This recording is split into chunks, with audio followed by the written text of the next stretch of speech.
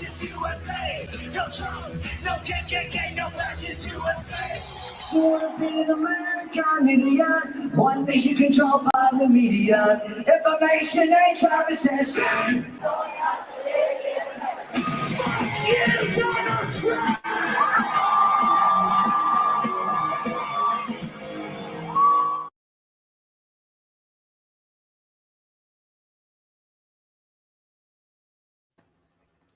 Hey everybody, hope you like the new intro today. It was special for this day. Welcome to Rage and Love. We passionately debate, explore, and review topics about religion, science, history, and current events. Dear Americans, and my fellow vicious President Joseph, the State of the Union is strong.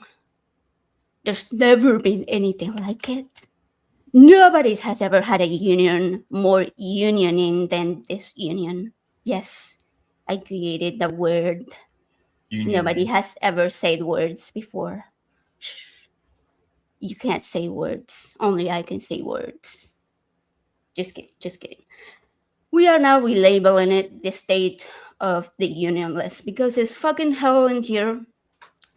But let's get serious, alright? In 1787, the U.S. Constitution was written. And over the next few years, what we refer today as the Union or the United States of America was established. But the way things are going today is it no longer feels like a union. The division grows larger and larger every day among both citizens and between citizens and those elected to protect them. And they should be protecting the Constitution too, but they're not.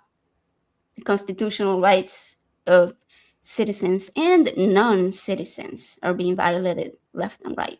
And yes, non-US citizens on American soil do have constitutional rights, except for the right to vote, which is reserved for US citizens only. But with these rights being blatantly breached, what can we do to protect ourselves and future generations? One of those things is to stand up. And today's guest knows a lot about standing up. So let's welcome Infidel64. Hey, welcome. Hey, how's it going? I just wanted to say that you said all that about words, and all I was thinking the whole time was, quiet, Biggie. No. Oh man, that's perfect. Oh god, I knew you will have the perfect intro. I love that. That's great. Well, I've got to say that I'm really glad you guys had me on. So I just want to say it was a pleasure to be here. I've been off doing anything for a while, and I knew that when I was going to do something, this is absolutely where I wanted the first round to be, right here. So thank you. Well, that's awesome. We feel privileged to have you back. Yeah, I know we've talked about this for the last year, right? I was like, hey, let's do something, and you're like, no, I'm gonna save it for a special moment. And this feels like that special time. So I'm excited for you to be here. Yeah, we might rage more than love today. Okay. Yeah, I think that's a possibility. I mean, there's plenty to rage about today. Oh, without a doubt. Yes. No shortage. Yeah, no shortage of that. Before we get started, I was gonna so I made this cool content creators reel to celebrate Black History Month, and I feel like we need to do that before we do anything. Let's start with the good, and then we'll move to the shit. It's like 2.5 minutes long, so we are just gonna play it, and maybe people will find some new content creators. So it's a reel of content creators, mostly on TikTok and YouTube, who I've enjoyed watching. Their content is really good, and it's so okay. So you know what? I'm gonna I gotta get that the right size because that does not look like the right size. All right, there we go. Okay, cool. Here we go. Now we have the victory. Equality.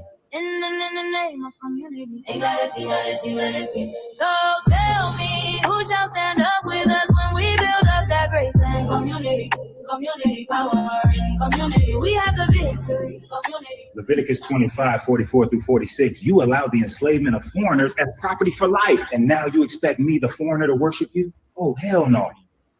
Why does Jesus allow people to go through oppression? He took an over 400-year nap during slavery. But that predates all of this fucking Israelite bullshit. So how the fuck can you say this is your story? Like, No. I'm sorry, but this book that you gave me has the recipe for beef Wellington.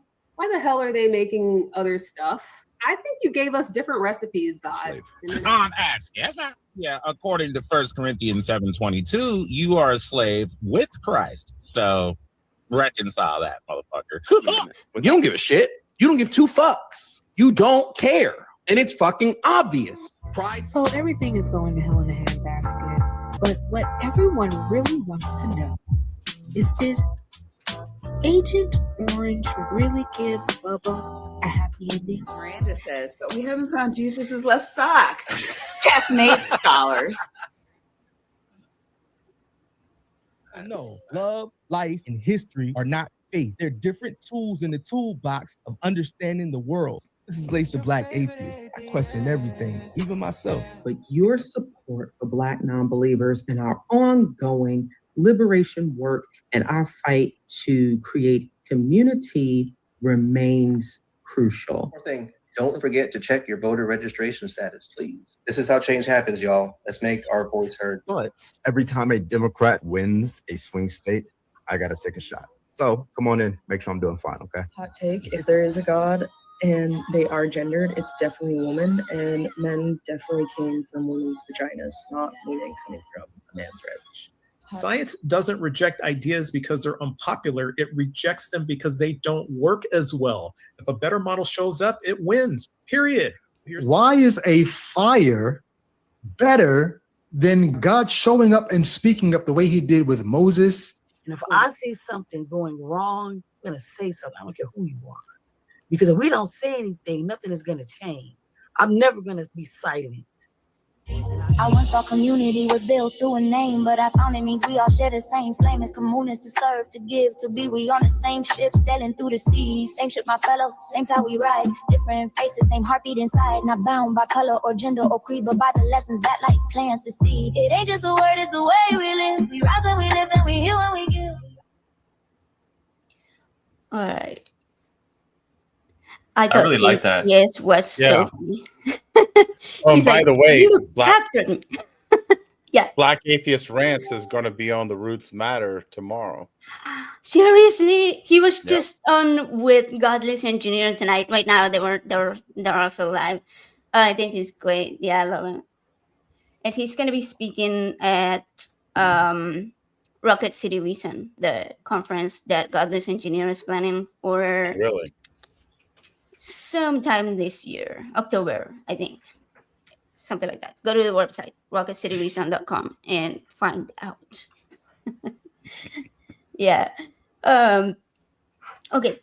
One more thing before we get started, since we are sharing stuff. I am going to be doing a fundraiser. Well, I'm currently doing the fundraiser, but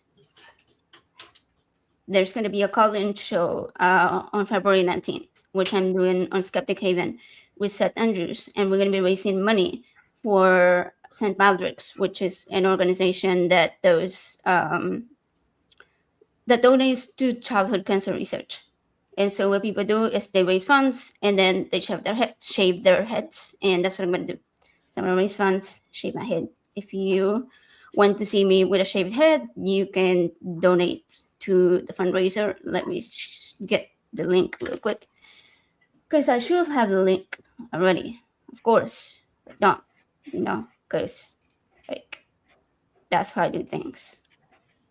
But I mean, people can also check that little QR code at the top of the image, and it will take you to the page until I can find the link. Okay, I found it. Totally unprepared, totally unprofessional. I was gonna say I could share it for you, but I don't think I have it either. So don't feel bad. I'm unprepared too. Okay, there is in the chat.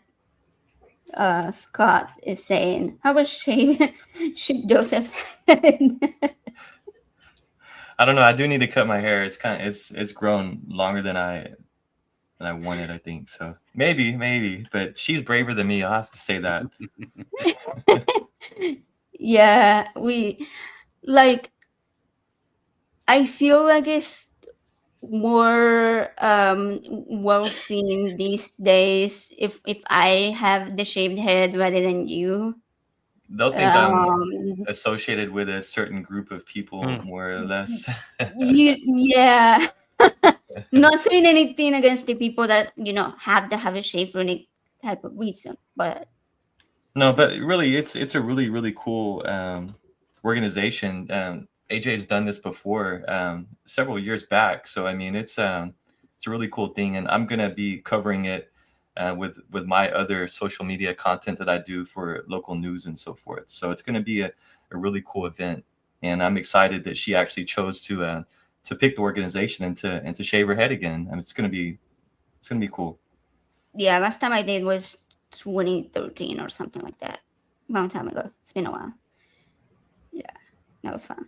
Anyways, so let's talk about the state of the Unionless. What do you think? While I look up for a first photo to share, what do you think about all the stuff that's being shared on the official government stuff, not the Trump social thing? Like we'll talk about that in a moment.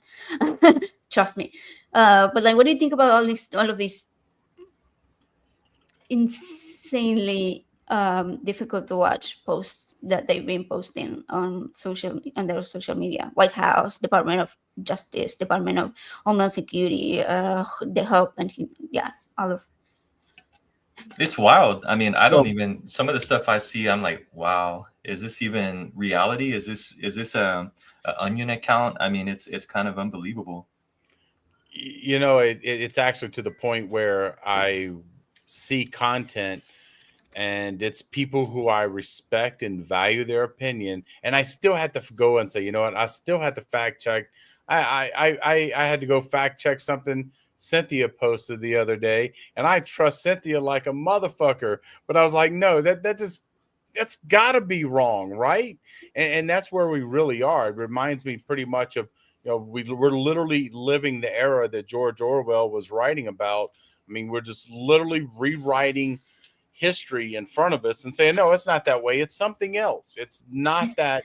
This is the way it is. This is the way it's always been. And I don't know what you're talking about that it's otherwise. You're the one. And it's just a never ending phase of gaslighting. That's really what it all boils down to. Like, what are you talking about? That video, no, that's showing you're seeing it wrong. And I'm like, and it goes beyond just the social media content. I mean, you look at the actual White House Gov website where they completely gaslit and wrote a complete alternative narrative to the January 6th bullshit, and try to reverse like the whole scenario of what actually occurred that day. Or their whole made up story about how the ballroom, something that we've always been wanting, and finally he's getting it through, and it's all these utterly bizarre things. And once again, I hate to go back to Orwell, but leaning into it once again, we're constantly being lied to, and they're not even, in the past there would be like, okay, we have this crumb of truth and we're going to throw this tiny crumb into it and we're going to bake a cake and we're going to say that the crumb made the cake. Now they're not even pretending. They're not even throwing a crumb in. They're just saying, you know what, we're just going to make shit up because their people are so geared to want to believe what they want to believe that all they do is have to say it and they're like, oh, okay, yeah, that's it. That's the answer right there. We're good. It wasn't what we thought it was. Your eyes are lying to you, AJ. I don't know. I don't know Yeah, what's wrong with you. that Orwell quote that says the party told you to reject the evidence of your eyes and ears. It was their final, most essential command. That's it. Yeah, we're at that point. We're already there. Yeah, I agree 100%. It's wow. Look over here, not over there. Jesse Riverbank said, "Yeah, it's crazy." So, Again, though, and how they feed off patriotism too. You have, some of these social media accounts for the government, like for the oh Department yeah, of the Defense and so forth. videos. Yeah, I mean, it's extreme how they try to say that you can only be patriotic or stand for America if you agree Yeah. with that propaganda that they're pushing. Okay, this one was posted around the holidays on the White House. I'm sorry, in the Department of Homeland Security page, the official, obviously, and it was given that whole we'll pay you $2,600 to go home, whatever that is, and then this one was posted more recently, and it seems like a little bit of a subliminal message to me. It says receive free flight home and 2,600 exit bonus when you use CBP home to self deport. Something like it's a benevolent offer from Americans and that will spare you the hassle of deportation. And it's like you're gonna will set you up for a great life wherever you came from, and that is ridiculous to me. But also, like, before I get into that, the image itself makes you feel like we know they're religious, right? And it feels a little bit like go fucking die, go to heaven. Is that supposed to be heaven? I mean, is that like the portal into heaven? Right? I don't know. When I first, the hazy fog look that it's giving off there, the vibes, I guess. yeah, it's giving off the vibes of like they're saying go home or die, or go home and die, which is pretty much the only two options that they're being given. Well, and that's the thing that I think that most people, it took a while for them to understand, is that they literally don't care. We can say, hey, you're harming people, because yes, they're obviously harming people. Not just, and not that non-citizens don't have the right to not be harmed needlessly, but they're harming American citizens, they're harming immigrants, and they just literally do not care. It's about achieving a goal, and let's be honest, for them, that goal is a whiter America. There's no getting around that fact. And when you understand that that's always really been a goal for many people in this country, sometimes some of the things that we're experiencing aren't nearly as new as we'd like to pretend they are. I think that, I think that as a white person, if I've had the privilege of not having to recognize and grow up in a certain life, but the truth is that this is like the goal. They've been working for this for 50 years, and a lot of this is a lot longer, and here we are. But and you know what? They started with Black people. Yeah, the police, like all of these authoritarian sort of idea and control and rounding up Black folks by the police, killing them just in the street like that for absolutely no reason. It has, despite the fact that the racists don't give a shit, it has sort of normalized it for the other side. We are numb to it. And it's been happening for so long, and Black people have been warning us for so long, that now it's just like, it's just another day on the streets, And so then it starts happening to people who have lighter brown skin, right? What ICE is doing. And then eventually it was like, oh, okay, they're deporting out these brown people. All right, fine. Then they add a bunch more of these ICE agents, if we can even call them that. And now they're literally murdering white people, US citizens who happen to be white on the streets. And there was more outrage because they were right, I think. But I don't think that there's been enough outrage throughout any of it. So it's like we've gotten to this point where it's kind of like, okay, it's happening. I don't know. It's crazy to me. Yeah, well, I think that's part of that normalization aspect, that what would have completely outraged people in the United States 10 and 15 years ago doesn't now. Obviously, I have to say that if we would have seen what we've seen even in the Bush administration, Bush 43, you know, they'd have done something about it, because the American people wouldn't have stood for it. But as you said, we've been so normalized to this that now we're seeing literally American citizens get killed in the streets, and we're like, oh well, you know, they shouldn't have brought a gun. You know, they should have obeyed. You know what? You know, she practically ran that guy over. Yeah. You know, okay. Like, how dare you exercise 2 constitutional rights at once? Who are you? Now you sound woke. Do you think you live in America or what? Yeah. Yeah. Adrian says, don't forget they used to shoot us, shoot black people with water hoses. At least I've warned people for years about the radical racist Caucasians. Yeah.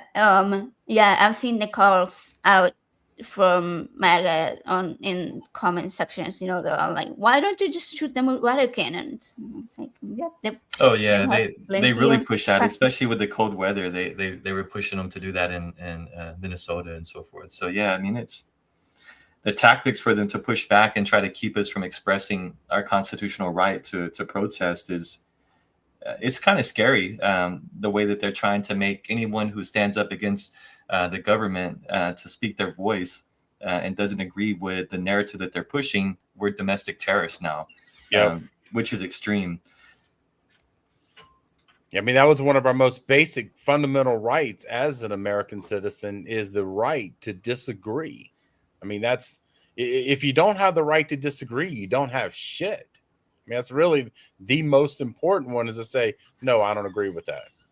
But, you know, they want to say, love it or leave it. And I can't tell you how many people I've had scream at me from cars, you know, that same sentiment. And it's like, no, I'm doing the most American thing I can do. I'm saying, hey, this is not okay. This is what you should be doing. Something's wrong with you. Yeah. I've been covering some of the protest stuff that goes on here in the area where we live here in Texas. And I post that content, you know, the coverage that footage and stuff that I record, and the response to people, the comments that people respond back, it's horrible.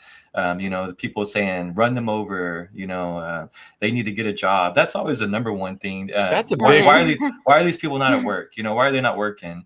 And it's a Saturday, you know, it's a Saturday protest, and they're like, you know, it's usually they need to work, run them over. It's just, I try to argue back saying, you know, so what, are you against people standing up and, you know, speaking and using their constitutional right to, you know, freedom of speech and freedom to protest peacefully? You know, I understand if things get out of control and, you know, things start turning violent. You know, that's a different scenario. But if people are, you know, peacefully protesting, that's something that everyone should be happy to see people doing, because I mean, that's what keeps our check and balances and, you know, properly, what's the term I'm looking for? It just keeps everything leveled. Yeah, it keeps everything leveled out. Well, you know, for me, one of the things that I don't really bother arguing, you know, whether I have the right to protest or should anymore, because there's really only one question that I want to know anytime someone gets that bent out of shape. Because as you said, yeah, the get a job thing is like a go-to. And, you know, first, does everybody work 9 to 5 Monday through Friday? So regardless of what day you're out there, okay. But number two, you're riding pass me in a private vehicle. You're not at work right now, right? So won't you go get a job? Are you going to a job interview right now? But the one thing that really kills me is that, why are you supporting pedophiles? That's really all I want to know. 100%. Because at the end of the day, I thought we could disagree on tax policy. We could disagree on social issues. There's all kinds of things that we could disagree on and have a political debate about. And they're political. But when people choose to have a system that is systematically harming kids, and you say, okay, let's move on from this, I only can think of two reasons why you would do that. And one is you just don't care, or two, let's check your browser history. Yeah, let's check your browser history. I just don't get it, because it really should not be a political issue. We should not have a debate, or even need to debate at this point. If you think that there's not enough evidence to understand that Donald Trump was doing some inappropriate shit, then I don't know what will convince you. I don't need to see a graphic video to know that. I mean, his own words, the words coming out of his mouth of when he owned the Miss Teen USA or whatever it was, and going out and catching them getting dressed, and well, I can get away with that because I'm the owner. Just that right there should be something that should, and then add that on top of his best bud Epstein has been trafficking kids for a decade and a half or better. No. And I've seen people be like, well, they're just screenshots. We're just seeing, like, anybody could have photoshopped that. I'm like, no, listen, these are files, like actual paper files, and online, they had access to his email. And when you log in to see the files, that's what you're doing. You're seeing the actual emails. You're not seeing some Photoshop shit.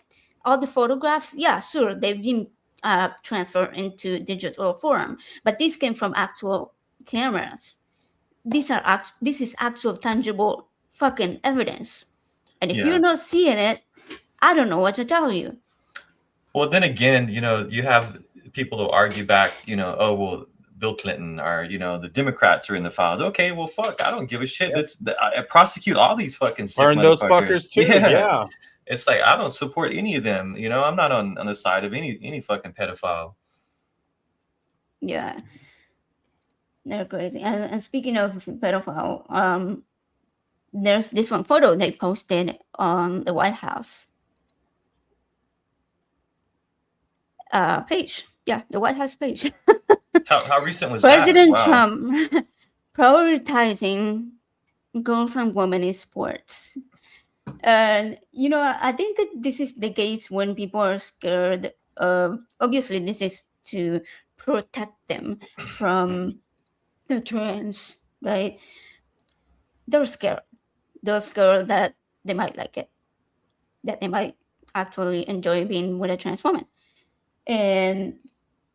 But also they're scared that this is going to take away from their prey demographic, right? So they just want the little girls for themselves. I don't know. I just thought that was a pretty ironic thing for them to post on there, protecting women. And then following the protecting women, how do we protect women? We take away their right to abortion. Of course. Yes, because women don't know what they need anyway, right? Isn't that how it's supposed to be? They need a man to tell them everything. And so the Trump department administration was kind enough to have a man tell you guys that you don't need this. There you go. Problem solved, right? Okay, maybe not. But that whole trans fixation that the right has, it's weird. I was talking to someone recently on Facebook, and it was in a Facebook group, and I probably shouldn't have even been bothering with them, but it was about the origin of the universe, and somehow they managed to bring trans people into the conversation. And I'm like, this tells a lot about you, and this tells a lot about the Trump administration and MAGA in general. It occupies a lot of real estate in their mind, and I just don't get it. I don't understand why they are so fixated that almost any issue, it's going to get to trans, and of course eventually you're going to get to Hillary's emails, because everybody's got to talk about Hillary's emails, and it's just this constant cycle of distraction and rinse and repeat. Don't get it. It is, and it's obviously all for making sure that we're not talking about the files, because that's the big news. That's the big deal here. I was just thinking earlier, there's just so much power that these people hold because of the amount of money that they've been, holding, of course, and they're able to literally buy their way to power. And with power comes sort of very often some type of immunity to the law. Or else, you might end up like Epstein. Even though he's the one that was holding the power for so long, it just came a point where, for some reason, he no longer had protection. Maybe because somebody did the right thing, right? Maybe somebody along the way, I don't know, some courts, somebody did the right thing and finally convicted him and his wife, his partner, whatever it was. So. And George says, how did the universe begin? The trances. There you go. Ding, ding, ding. That's true. And it's literally how it seems to go. Oh gosh. We have some family members that unfortunately do that. They do that. You're talking about, I don't know, teachers, and all of a sudden, but the trances shouldn't be teachers. Or you're talking about, hey, you should be nicer to people, and then they tell you, like, just because trans people shoot people, I don't hate them all. And I'm over here like, how do we go from being nicer to the transes? How did it get there in 2 sentences, literally? It's just so weird. Well, the thing that confuses me is that it's such a small fragment of the population that has so much real estate in their brain, and they don't seem to if trans people were coming to your job and taking over your jobs, and oh wait, that's immigrants. Sorry, that's but it's the same thing. It's just a made up thing that they're going to take over the bathrooms. The immigrants. I mean, I don't know what the trans immigrants are going to do. I don't know what they're probably going to be the end of the country at this rate. I mean, I probably created a new panic now. I shouldn't have said that out loud. I was going to say, wow. Now that's going to be the next law they're going to pass. Executive order. Stop. We're going to stop you right now because don't give them any more bad ideas. Yeah. But cut me off. Irony, yeah. Okay, I'm going to go with that. The irony is they're over there screaming and literally taking away the rights of trans people because they're worried about trans women only. They don't give a fuck about trans men. No. Do they even exist?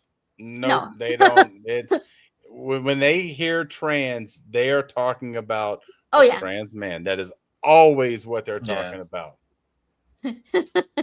Right. So but they're out there taking away their protections and laws that protect them and stuff, and because they're gonna go in the bathrooms and abuse the little girls and sex up the woman, rape them and all of that stuff. And there's the Epstein files right over there floating literally on the other side with zero trans people in it. And they're like, look at the trans, that doesn't exist right there. What files? The hypocrisy there is just horrible. Yeah. Like the literal pedophiles are right there. Yeah. It's like that meme where, the guys, the little characters drinking the coffee in the house on fire, it's like it's like all these sick fucks are right there. Why are you trying to push attention over to this small group of people that it's so frustrating. Well, and you mentioned it being Black History Month earlier, and they've been warning us that we have consistently find marginalized communities and taken them and said, they're the demon, they're the enemy. Let's go after them. Let's get them, boys. And that's what's happening. And unfortunately, right now, trans people have served them really well in that. They've whipped up this fury. Ray had a conversation with her mother the other day about a gift that she sent to Gabriel, and of course dead named on the gift and all of that good stuff. And so she responded back saying, look, if you want to have a relationship with your grandchild, just use the right name. That's really it. And so, but in it, Ray used they as one of the pronouns. Who's they? Is that all you got from that? Really? The question is, do you want a relationship with your grandchild? And if you do, change that. But it's so fixated. This is a person who wasn't even political before Trump. And now they're just completely fixated on this culture war. And it just blows my mind that people continually do this just because they go to church, or their social circle teaches them these things, and so all of a sudden they're like, oh my God, and now I've got to be the grammar police and make sure that people use the pronouns the way I see fit. And all it was is a conversation about use the right name. Damn it. Yeah. And let's make sure that if you're masculine, then you have a penis, and if you're feminine, then you have a vagina. I'll check you. And it's like so weird. And that's the really insane thing, is that they're doing this under protect the women and the girls. But what they're really doing is they're saying, okay, now we're going to have to body check all the people that we define as women so we can make sure you fit our definition of women. And yeah, that sounds great. I think all the teenage girls going to get having to show what their genitals so somebody can decide that they're a woman or not. Yeah, that sounds like really protecting women to me, right? And what are you gonna do when you run into the people that exist? Yes. Who are intersex? Yeah, and the thing, shit, their head's gonna explode, right? Because they can't. Well, they're gonna lose their fucking mind. They try to pretend they don't exist, and then when you start talking about things like Olympics, because that's another area where this comes up a lot. When you start talking about specialized sports, and you talk about people that are really good, it's a lot more than that 2%. And so, and that's one of the reasons why they got rid of this testing, because you're going to find these complications. Life doesn't fit nice and neat into a binary category, either or. Life in almost no situation is either or. There's always that middle, and there life gets murky, things get messy, and when you start trying to do that, you're just going to be wasting your time. But to them, it's about achieving votes, and that's what they've done. They very successfully have ran on this issue to scare people, because you got people thinking that you would think that there's kids getting sex change operations in the middle of break room, or middle of lunchtime. We're doing bottom surgery on Tuesday and top on Friday. That's really the way they act. And so they've got people whipped up into this false moral frenzy, which is really ridiculous all around. We got teachers buying their own supplies for their students because the district isn't giving them money. However, we're going to fit in bottom surgeries on Tuesday. Come on, give me a break. It's just ridiculous. Yeah, we have a whole operating room over there, next to the cafeteria, between the bathrooms, because so we can watch the kids, go into the right bathroom. Yeah, make sure they do the right one. And I saw that it looked like Eli made the comment that, once again, another study that shows no advantage to transgender people. Yep.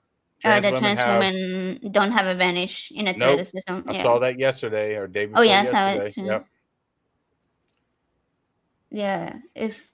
I mean, they always have to have a narrative. They always have to have a scapegoat to push, an agenda towards, like, during 9/11, we it was the Muslim community, weapons of mass destruction, pushing, we wanted to invade Iraq. I mean, it's always an agenda, and this is one that they see that it has a lot of traction, and they see a lot of response from it, especially when they mix it with religion and Christianity and push both of those together. It really gives them a lot of momentum, and that's something that we definitely have to fight back and push back against to reverse what they're pushing, to correct, to show it's not happening what they're pushing. Yeah, it wasn't that long ago, well, I'm old, so I can say that. But marriage equality was the issue. It's like, we got to make sure we push back. We can't let those gays get married. And, that issue has kind of died down some, but it's starting to come back. Yeah. And that's the problem. When the worst of the worst behaviors get normalized, we start reverting back and saying, hey, well, if we can be this way, if we can be openly racist, if we can be openly transphobic, why not be openly homophobic too? Because the truth is for the people that are either on the two formal ones, almost all of them feel the same way about homophobia too. They're ready to double down on it as well. So when it comes down to it, it's like, once they get on the steamroll and they're rolling in that direction, it's like, hell yeah, it's wide open. Let's, white is right. Let's go ahead and to me, I just wish they would be honest and just start saying things like that. And let's quit pretending.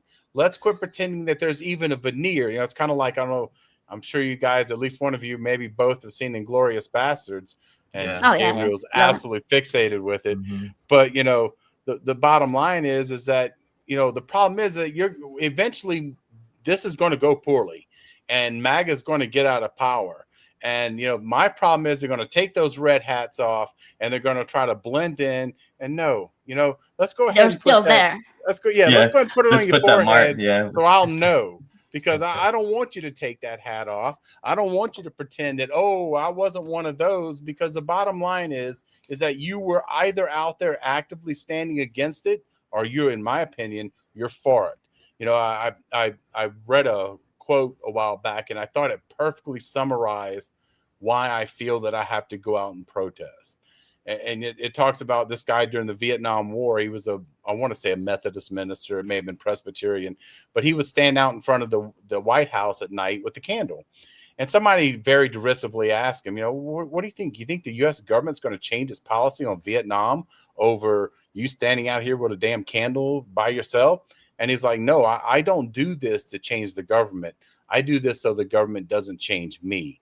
And, for me, when I go out there, it's a reminder that we can't let what's going on around us impact who we are, because that's how things get normalized, just like you were talking about. That's how we look at things and go, okay, it's not that bad. And as long as we continue to allow that creep to continue to pervade and allow the most terrible things to become normal, what we do is we allow even worse things to become okay, normal. Well, not that bad. And that's just not acceptable. Well, not that bad is not good enough. Yeah.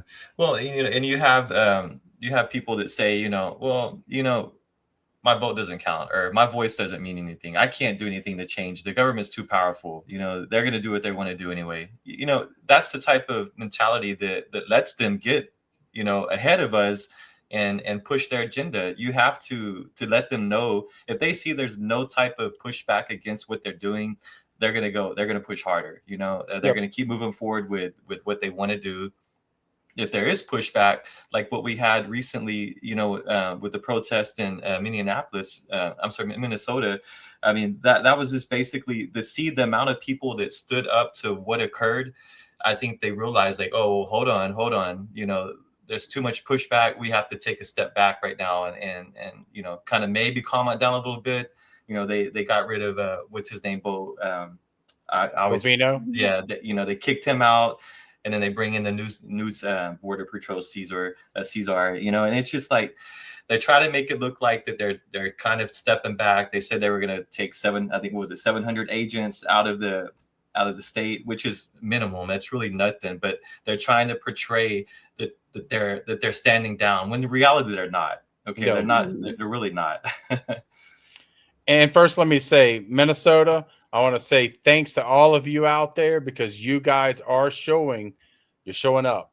And that is such an important thing, because as you said, if people don't show up, things are just going to continue to progress. If we let them get away with it, they're going to continue doing what they're doing. So it's good to see them not backing down, pushing back. But this is another great example of how short-sighted this administration is, and in general, how the right wing, how short-sighted they tend to be. Because why would you send a bunch of guys from a bunch of California, Texas, and Florida boys to Minnesota in the middle of winter to do anything? And I think that they thought that people weren't going to protest as much because of the snow, but no, they're used to it. Don't send a bunch of people who are used to warm weather up there. They're not equipped for that. It's like, they should have picked on a southern state at least, but I'm glad they didn't. Yeah. No, it was a beautiful sight for sure to see that many people standing up against what's going on. And all over the country, so many local protests, spawn from those actions. And again, local protest and local organizing is something that really does matter. That's really the foundation to the larger, protests and so forth. That's where it grows from, grassroots efforts, to push back against this.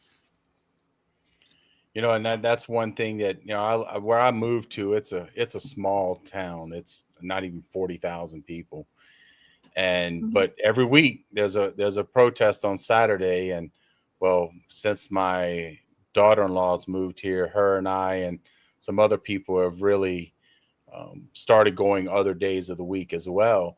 And it's just a reminder, because you're absolutely right. It's that grassroots. It's people being reminded there are people in your community. Because I live in a red dot in a blue state, and so it's them being reminded that you're not alone. There are people who realize this is not something that's okay.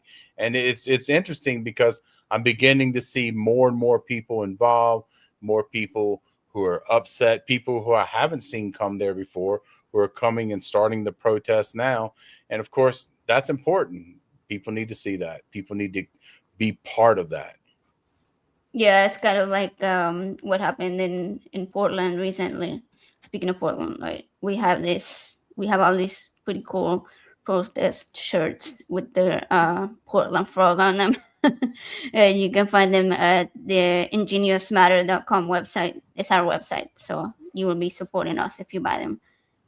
But I think people like having something that unifies sort of the idea of protesting in solidarity with wherever that is happening, be it Portland or Minnesota or whoever's next, right? Chicago was before as well, but whoever's next, they want to have that sort of feel that they're doing something for all of these people suffering on that other side, because it could happen to you next. It more than likely is going to happen. More than likely it will. Yeah. Yep. So I think we all need to be watching these things. We can't just sit here and be like, well, it's not my state, it's not my city, I'll worry about it some other day. No, it's happening. It's there. And if we don't stand up and let people know that we're not going to sit here and take it in the ass, then yeah, that's what we're going to do. So, speaking of protests, when I've run into like all of these dumb comments on social media several times. Right? When I mentioned that I went to a protest that I agree with, our constitutional rights to peacefully gather, and they would respond with something like, "Well, if you hate it here so much, why don't you leave?" Yeah, why don't you leave? Then there's the weird sort of opposite, which is like, but it's coming from the same people, right? And they're like, well, why are people at anti-ICE protests waving a Mexican flag? This is America. We don't wave those flags here. And like, I wonder if they ever hear themselves.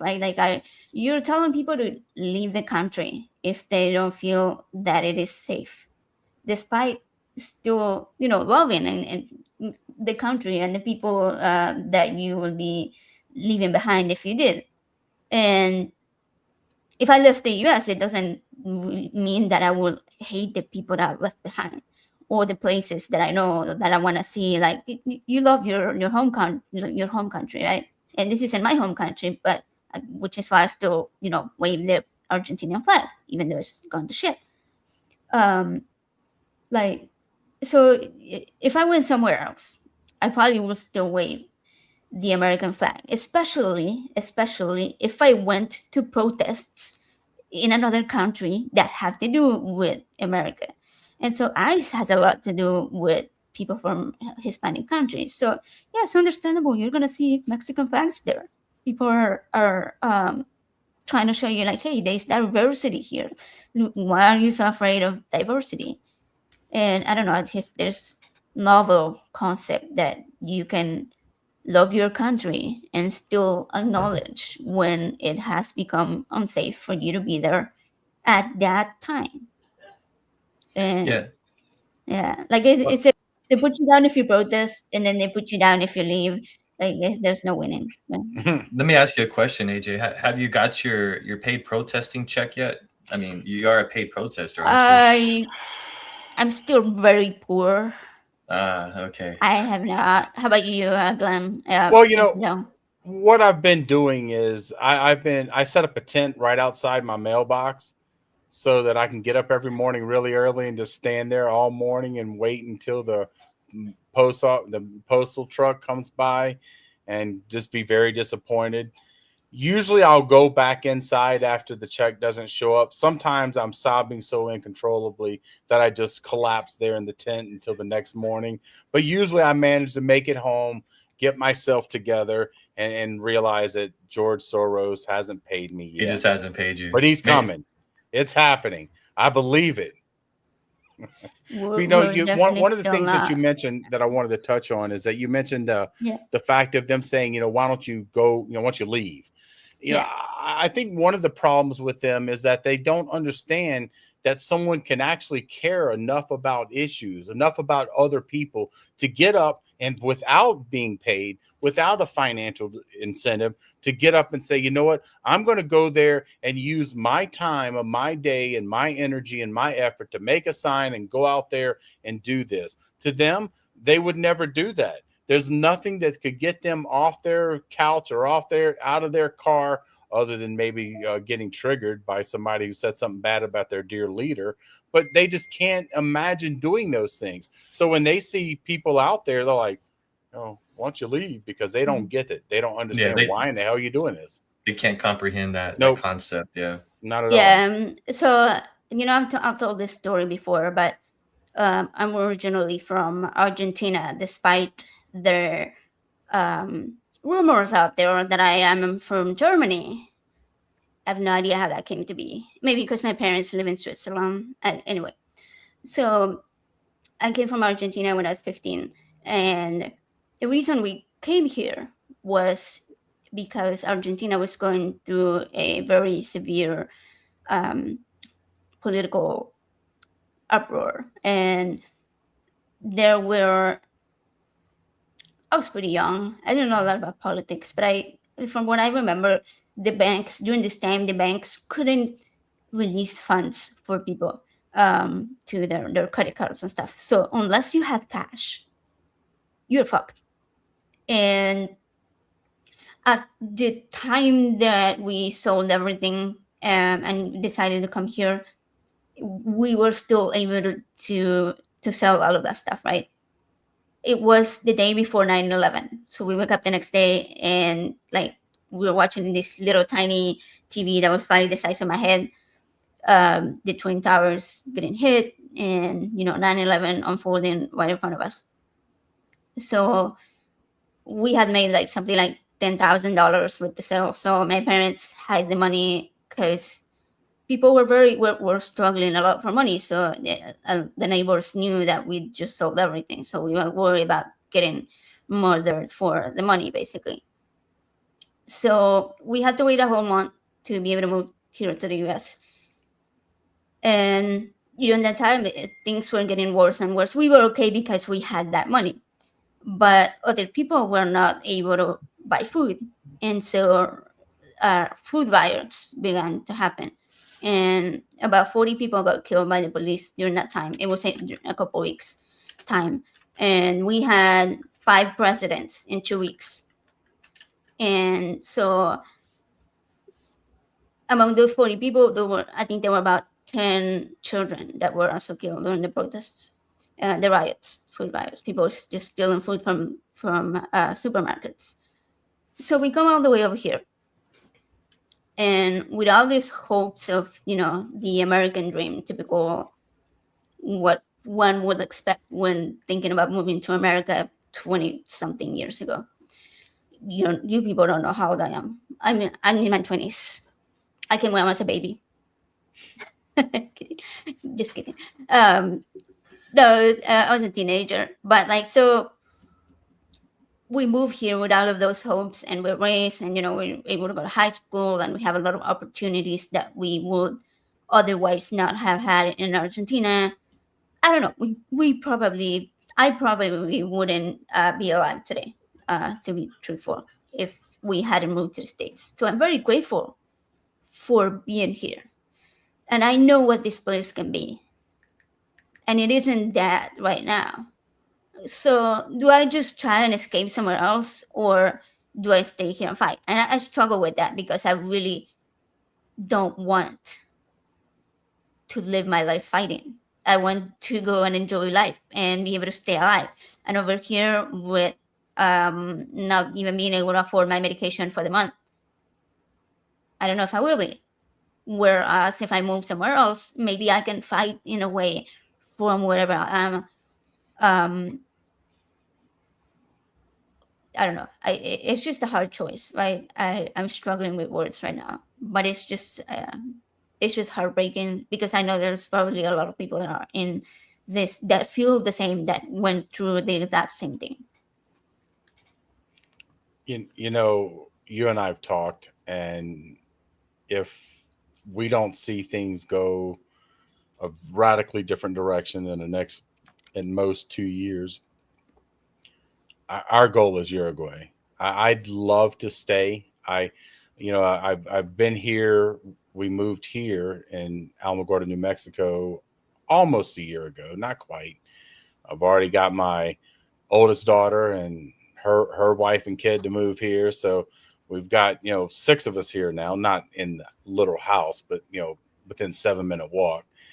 And I like a lot of things here, even though it is a red area. But the truth is that at the rate things are going, if things don't fundamentally change, I have to ask myself, what would I do if I was in 1933 Germany?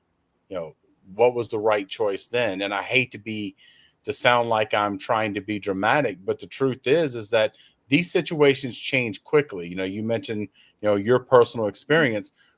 When things don't just glide down to we find, we're getting there. Okay, it looks like we got another 3 months or 6 years. No, when it nosedives, it's just going to take that dip. And when that happens, you have to do it before that point. You can't wait till it happens and then go, okay, now let's make a decision. So I really want to stay here, and I really want to fight, and I'm going to continue fighting. And if I leave, I'm still going to continue to fight too. But from a safe spot where you can probably do more.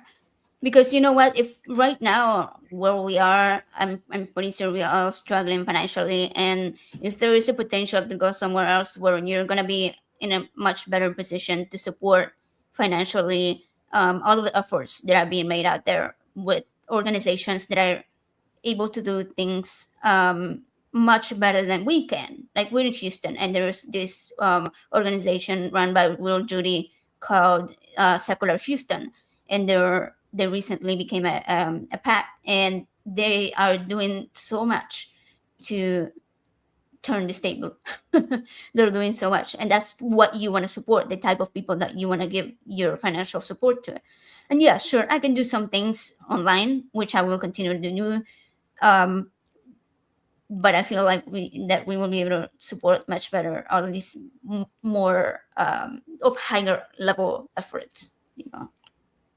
Yeah, I think that one other thing is that we need to always be cautious of is the fact that while we want change and things are going to change, I absolutely do believe that ultimately this is going to fail. This is going to fail because this type it's like a self-eating monster. You can't sustain this indefinitely. The question is, how long is it going to take before we get to that point? And that's when it comes to the safety aspect. Because I've talked to people recently, and because the group that I hang out with at the protests, we're the bad kids. We are at the bad corner. We're the troublemakers. That's what the other protesters refer to us as. We're the troublemakers. In fact, we've had somebody today come over and say, "I heard you guys are the troublemakers." So I figured, well, that's probably where I belong then. Let me join. But the thing that I try to tell them is look, I don't want to just passively do this. This has to be an actual resistance, which is why I think a national strike is so vital. But the bottom line is that either we do this and we change things, and if we stay, or we end up on boxcars and we end up in cages. And that really is the way this is going to play out. And so, look, I'd rather end up dead than in a boxcar or a cage. But either way, they're going to have to put some effort to get me in that cage. So as long as I'm here, well, I've got to be mindful though that I could end up in a cage, and that's what all of us could end up being. That's the point.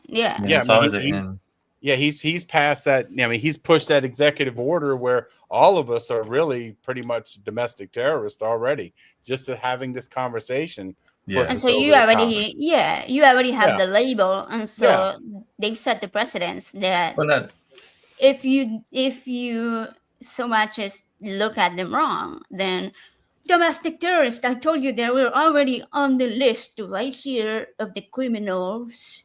They deserve to be shot. Yep. Why were they existing?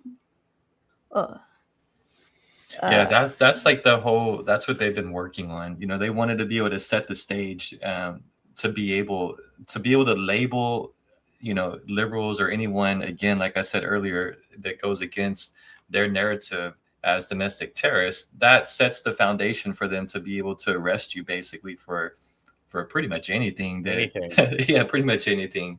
Like you said, like even this live stream we're doing today, this evening, talking about everything that's going on and pushing back against their agenda. This is we're basically putting ourselves liable for arrest. Yeah. Sadly, and that's the horrible thing, because we're supposed to have the constitutional right to be able to speak our mind and speak out against this kind of stuff. But yet, again, many will not, because they're fearful that they will be arrested for speaking out. And that's something that there needs to be enough people that let those people know it's okay to speak out. That we're here, we're your friend, we support that same view as you. There's a lot of us out here.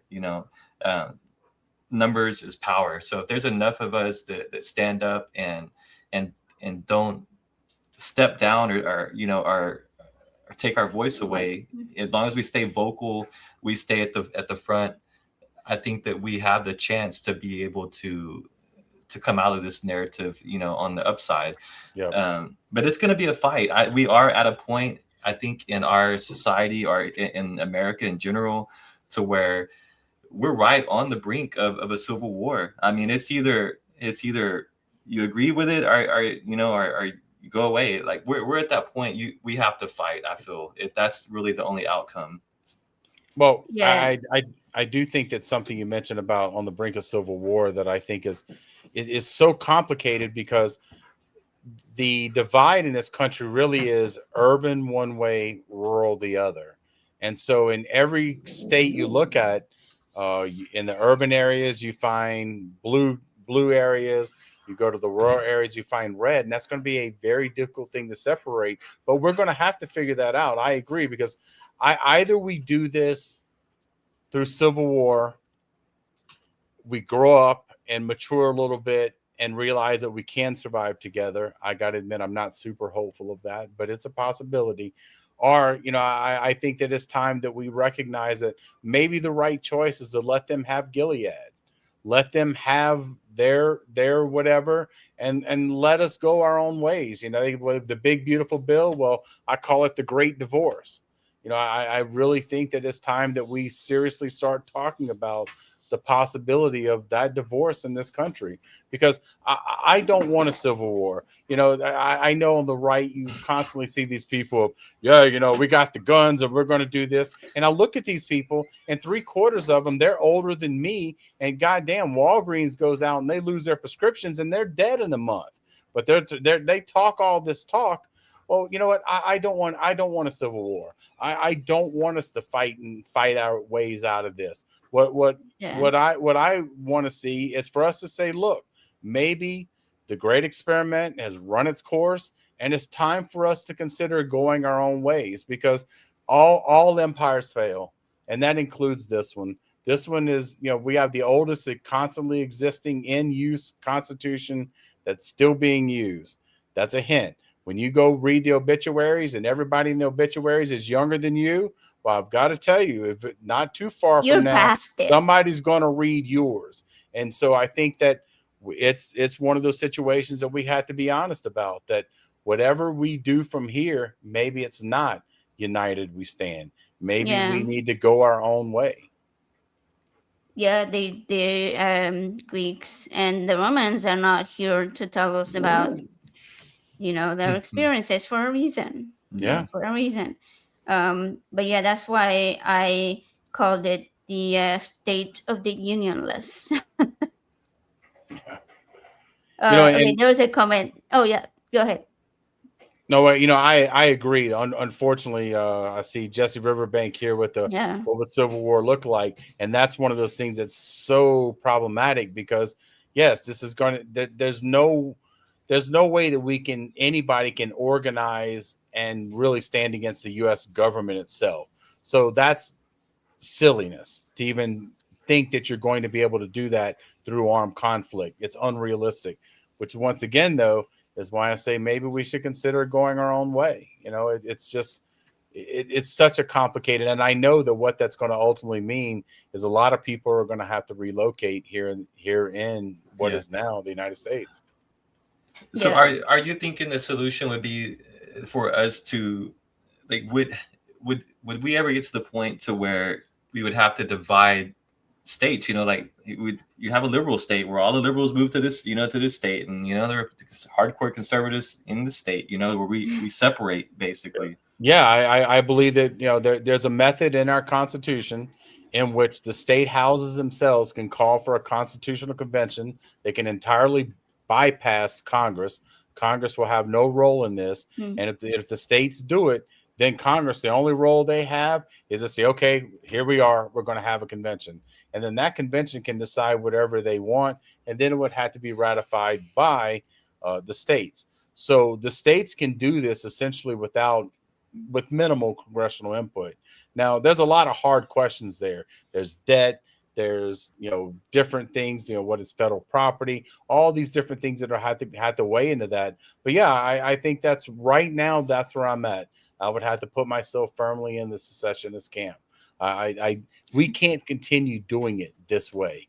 And we have to find a way to do it that doesn't result in a war. And the only way to do that is that I see, because our Congress is so feckless and weak. I don't think there's more than 3 or 4 spines among the whole group of them. So I don't have any confidence in them. But state legislatures could be moved to push this type of behavior if things get worse. Yeah, in reality, nobody does win in a civil war, and I don't think anybody wants to get to that point. I mean, both sides lose. It's a horrible thing. It's gonna, if that were to occur, our country gets set back like so far. I mean, everything we worked for over all these years, everything was done for nothing, because the Civil War basically just pushes us back. I mean, it's a horrible thought. I don't even like to think about it, but I mean, it is something that should be on the mind of Americans these days. It's interesting because the other day I was trying to think of the other worst president that I could think of, and I came up with Bush, and I'm like, right, like he was shit, but here we are thinking, huh? Yeah, he's not the worst anymore. Trump said, "Hold my fucking beer. Let me show you." Yeah. Well, you know what's messed up is that a lot of people forget that Bush 43 is part of the reason, with the Patriot Act, with all the other tightening of limitations on individual citizens. Bush 43 is how we got the Department of Homeland Security, how we got ICE.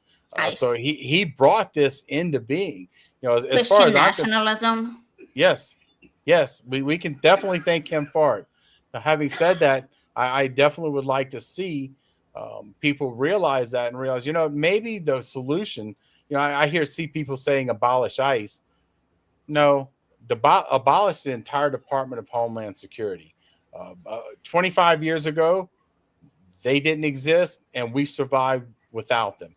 And honestly, we could say it was all an overreaction to 9/11. Yeah, the Patriot Act, that fucked everything up. that and actually what's interesting is all of that is what started. I had already left the Republican Party probably about 10 years before, but I still had some Republican leanings. But 2004, after all post 9/11, Iraq got started, all those things, that's the first time in my life I voted for a Democrat. I was like, you know what? Bush is such a piece of shit. I will vote for any Democrat that's on the ballot over a Republican. So at that time, I was a libertarian, so I voted libertarian. And if there wasn't a libertarian on the ballot, I voted Democrat. Because, oh my God. Look, when Bush choked on a pretzel on Air Force One, I was telling all my friends, look, send pretzels to the White House. Just send a bag of pretzels. Just do it. Because, we might get lucky. We didn't get the right bag, but with a little help, we can take care of this. But now I'm like, Bush 43, wasn't nearly as bad as this clown. But so that you raised an interesting, I guess, topic there. You said that from everything that you saw, as other horrible things that Bush did, it pushed you away from him and made you vote, not vote Republican for the first time. I guess I have hope that maybe a lot of the people that voted for Trump, that put him into power for this term, maybe they have, maybe they kind of feel the same. Like, did they really want this to go as far as it's gone? Like, do we have a certain amount of the population that voted for him that feel that he's gone too far? There's always going to be the hardcore, MAGA heads that are going to, no matter what, they're going to agree with that, with whatever agenda he pushes. But I do have hope that there are some out there that are like, man, this is too much. Yes, I wanted immigration reform, but I didn't want American citizens to be, shot on the street. I didn't want American citizens to be rounded up, with ICE going door to door, knocking on, on homes and pulling people out without, warrants and shit. So I do have that hope, but again, it's a very, very small amount of hope. Well, we do have some family that have done that, but there's still some family that vote for Trump, even this third, fourth, fifth time. They won't vote for anyone. Yeah, well, you got to think. Case in point, me. In 1990, 1991, I was a delegate to the Louisiana Republican Convention for a white supremacist. So, people do change. And that is one of the things that makes me hope that there's something that comes across that's better, that people actually get a grasp and realize what because as you mentioned, Joseph, these people are like, he's going to arrest the criminals, and the worst of the worst is who he was going to arrest. I didn't sign up for this. And I'm definitely hopeful that these type of people do go to the booth and do something different, because if they do, we have a chance at seeing some of this stuff corrected. I do have my worries about the long-term impact of the things that he's doing. But, look, let's get out of this mess first. So I'm with you. And I really hope that we do see this, and that's what I'm really hoping to see at the end of this year, to be honest. I have a question. Did someone sort of change your mind? Like, did somebody say something to you that changed your mind, or was it more like something that you became self-aware of the harms or like your bad ideas that you were holding? You know, I've thought about that a lot. I was asked about that probably a year and a half ago, and I've thought a lot about it since then, because the truth is I didn't really think about where that moment was that changed. But I think a lot of it was after I went off the rails in my life and started experiencing life through the eyes of other people who weren't people who necessarily looked just like me, and having those experiences with people of color, realizing, you know what, they're not any different. You know, they may season their food better than some of my white friends, but you know, that's and not trying to minimize their experience, because they're, and in some ways their lives are very different because they didn't get the advantage of, well, privilege. I'm a white man, so, but you know, I think that that's one of the things. And the truth is that I don't think it takes a big crack. Once that crack starts, and then it shatters rather quickly. It's kind of like religion. You know, people have this strong religious belief, and then when they start seeing a few flaws in it, and they actually accept that they're flaws and they're not just going to disbelieve their lying eyes, then everything falls apart, because it's like seeing, you know, the magic trick taught to you about how it's done. Once you realize it, then every time you see it, you see how they're doing it. Same thing. I think that with me, I think it was just a matter of having that awareness of other people and that life experience. I think that was a lot of it right there. And of course, being receptive to it, understanding, because some people just have a hard time admitting they're wrong. And don't get me wrong, I fucking hate being wrong. I can't stand being wrong. But the thing I hate being wrong, I hate staying wrong far more. So, you know, you got to adapt. And that's, you know, that's really no fancy, no Paul on the road to Damascus, you know, light shining down and telling me to quit being a piece of shit racist. Nothing like that. Just life experience. Yeah. I was just wondering because like we encounter all of these people that comment bullshit all over social media, right? And we always going in like, how can you not see that you're being a fucking racist, sexist, transphobe, homophobe, whatever hateful flavor they're displaying on that specific comment? And we often try to change their minds, but there comes a point where all of our efforts feel useless, and so you start fighting back more aggressively.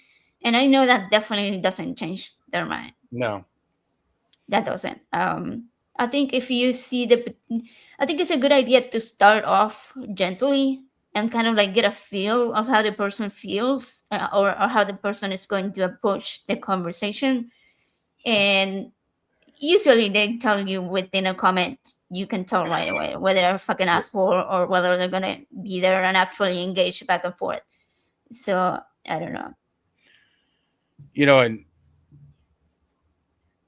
one thing that I have to say that really has impacted me here after moving was I missed all the people that I interacted with the ACA, and you know, except AJ, of course. I'm not at all there, but you know, and started trying to find people here, and ended up getting some really good people here in the area, and starting a humanist community.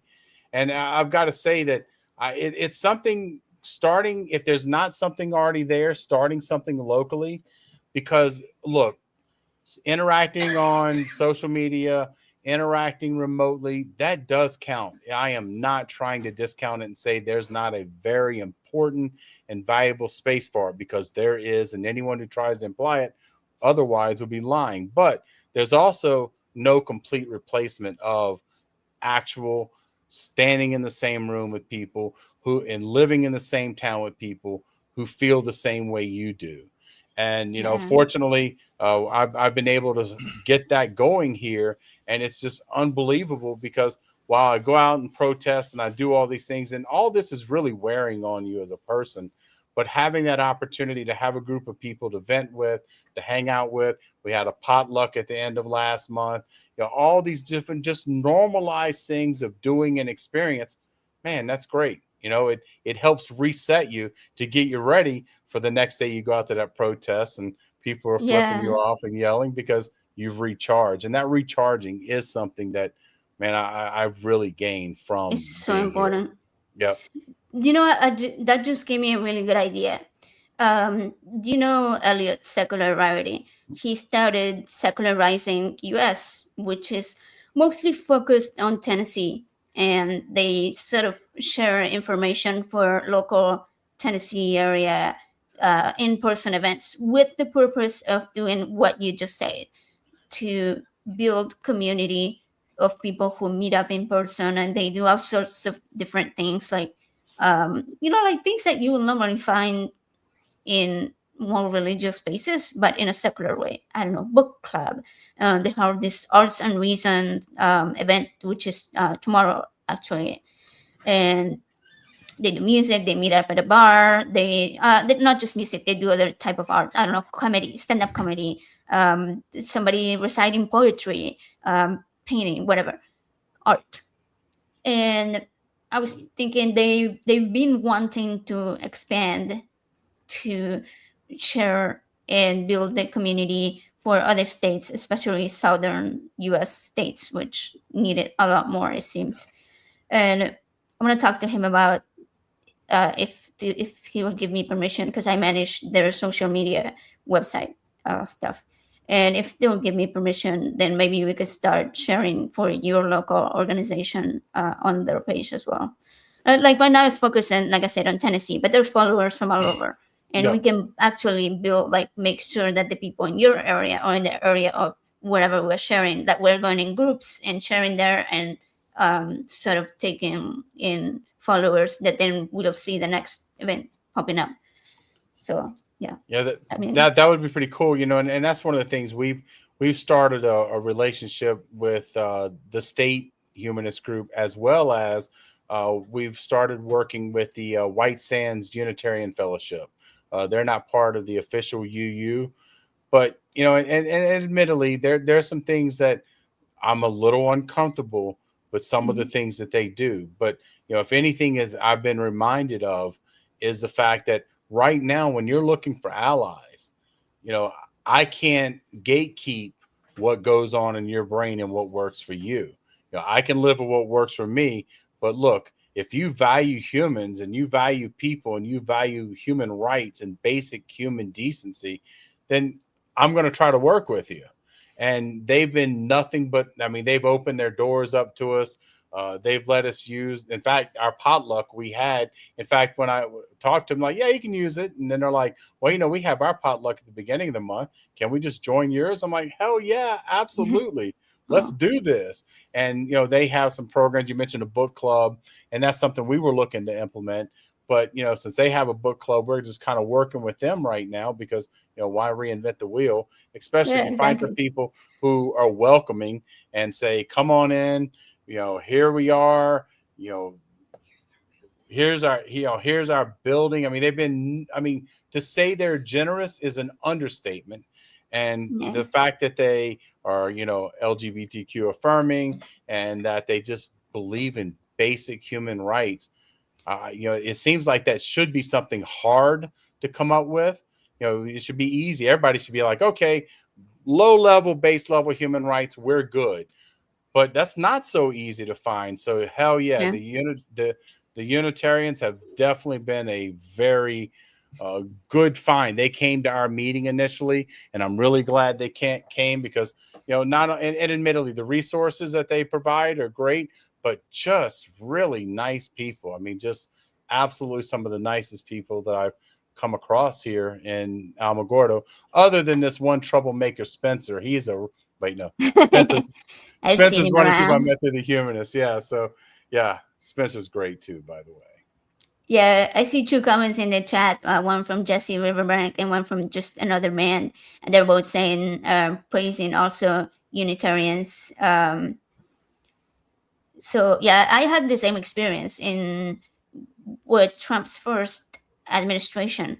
There was a pretty blatant attack on science, and they had the March for Science, and I organized the one for Houston.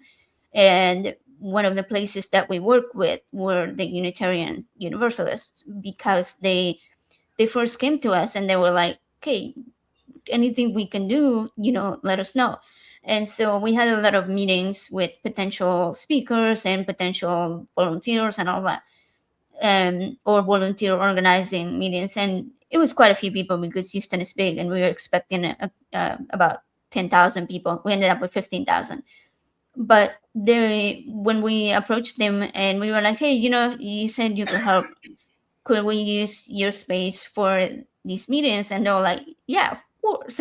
And they will give us like huge rooms with like plenty of space to have as many people as we needed.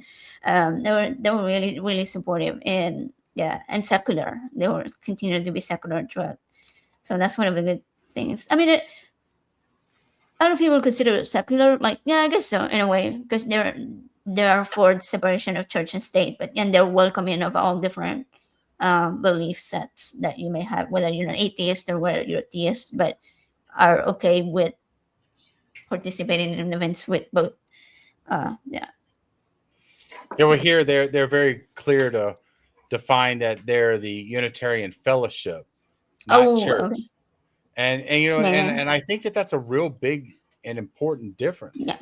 Because and because for me, when I first moved here, I was like, I need to check the Unitarians out, because I already know that if I went there, I'd find people who have similar values and viewpoints, but I just couldn't bring myself to get past that church thing. And then when they came and they said fellowship, and then I was like, either way, I just got to get over it, because these are allies. These are people who feel the same way I do about a lot of things. So I'd be foolish to ignore that. And having said that, though, fellowship is a very different thing than church, because that's really what we're trying to do. When I used to go to Austin, when they had live streams in studio, it almost felt like after church fellowship hall meeting kind of thing, when we all got together and ate pizza or whatever after it and talked shit and had a good time. It did have that almost church social vibe. And that's one of the things that I miss, and seeing that and being able to start seeing that be developed here. And of course, one group already having it, that's pretty useful. It really helps recharge. So back when you're out there Monday, or whenever you're out protesting next, and they're doing their thing, it really helps to have that recharge. It's really helped me. I know that. Yeah. Direct connection with fellow humans definitely helps you. It feels really hopeless right now, right? And so when you find those people that are feeling the same way, but instead of bringing each other down, they're like, "Hey, here's what we can do." Or even if you're feeling like super shit to the point that you're about to lose it, going out and reading a book, or having a meal, or going out stargazing, or going to a museum together, like as a group and stuff, it helps distract you, and like you said earlier, recharge you. Yep. So that you can continue the fight. So it's super, super important to find that local, because again, yeah, you can get on a video call with a friend and rant and vent, and that's also super, super helpful. But there's really nothing like going out there in person and hanging out and doing fun stuff, having a drink, whatever you do. Yes, whatever legal stuff you do. One of our early events that we did was a stargazing event that Spencer organized, and that we would meet up for coffee. Of course, we did that a few weeks back, and I got to admit, I wasn't expecting the place to be quite as crowded as it was. And of course, it didn't help that we had a better turnout than I expected too. Nice. But that's a good thing not to complain about. So people show up, meet some new people. it seems like every time we have a meeting, there's somebody else new to meet. And of course, that means somebody else new that I can tell stories to that I haven't told them already to. And that's always a bonus, right? But then it also, I actually meet some good people. It's a plus. So you have a teenager that's our teenager's age. Have you, unfortunately, The sigh. 16. But in these in-person groups that you've been organizing and going to, have you found other like-minded families that have teenagers or children that are participating? Well, at our potluck that we had recently, we had a young woman who has been participating in our chat, but hadn't gone to a meeting until the meeting before the potluck, and then she showed up at the potluck with her 2 young kids and her mom. So starting to see some kids and bringing I thought that was really nice, bringing a family member. And at the UU, most of the people there are older, but at the potluck, I did see some people in their teenage years, so I know they're adjacent. They're slowly developing. Mostly though, it's primarily Gabriel and my grandson. Oh, okay, that's cool. Yeah, no, I was just wondering because I'm sure you've seen. I don't know if these are happening all over the U.S., but they're happening in Texas, where there've been a lot. Like, I think at least 2 in the last week, 2 different days, where a ton of high schools, the students have walked out in protest of ICE. You seen that over there too? I haven't. I'm trying to keep up with on the news, but I saw in Carlsbad they did that. I think I saw it in Las Cruces as well. Okay. I haven't seen it in Alamogordo, but maybe I should talk to Gabriel about organizing that. Yeah, right. Get it together. I mean, after all, Gabriel did go to school for probably a month after Charlie Kirk with a crosshair on their neck. I remember that. Yeah. So they definitely are willing to push buttons and consistently doing their Donald Trump imitation all the time at the accordion. So yeah, I love definitely it. think so it's and that's one thing I have to say, that coming here I was concerned about how this is going to play out. I quit wearing makeup for the most part because I was thinking, if I'm moving here to Alamogordo, I don't want Gabriel's already potentially set up to be a target already. I didn't want to do those things and say, yeah, and your dad wears makeup too. So I don't have nail polish on right now, but usually I do still do that. Look, fuck them. There's only so far I can go. But and the Eli's thing been is doing that too. I know, and I'm really glad because that's about tearing down those rigid gender roles. Fuck those rigid gender roles. But one of the things that I really liked is Gabriel's really done well adapting to school here. And what's so strange about this state is that it's a poor state. It's a much poorer state than Texas. But the government here seems to want to actually enable the people rather than, ignore them. So I've got to say that, like, as far as the equipment that she has here in Alamogordo is newer equipment than in the schools that we saw in Texas, which is really kind of surprising because Texas has the money. It's just not a priority to them. So it's just like they really are doing a lot with what they have. And that's one thing I've got to say, that I'm really glad that it seems like, well, now it's the 6 of us. The 6 of us are adapting really well here. So it's that's really good to hear, though. Yeah, that's really good to hear. And you guys need to visit. We do need to come. Just saying. Yeah. Well, here in Texas, Greg Abbott is pushing back against the statewide protests through the school system. Threatening to take away funding from school districts that don't push back to punish the kids who walk out of during these protests. And I mean, I don't know what to say about that. I mean, Greg Abbott. Other than it's too bad that tree didn't aim better. Hey, you know, having said that, though, it absolutely blows my mind that I'm sure you've seen it where that MAGA went after that young girl in Buda, Texas. Yeah, I did. Came after her and got his ass handed to him, which was really awesome. But and here we had an incident where a old guy, got physical with one of the people in the group that I protest with. I wasn't there that day, unfortunately. I'd have pepper sprayed his ass. Or fortunately. Unfortunately. But he actually got into a physical confrontation with her. And, I got to say, if you breathe hard, he'd have probably fell over. But, it seems that time and time again, we find it's completely on brand because the person he pushed was a 20-something-year-old woman. They always go after women. It's like they expect the woman is just going to stand there and take it because that's what they're supposed to do. They're that weaker vessel. And it just seems weird to me because if you're going to go after somebody, at least go after somebody, roughly your size or age or something. Don't go pick a small 20-something-year-old, woman who's all she's doing is, maybe running her mouth at most. And of course, you started it. You're the one that came up and walked up to right. us, we didn't come to you. We didn't knocking on your door, but it's pretty much on brand for them.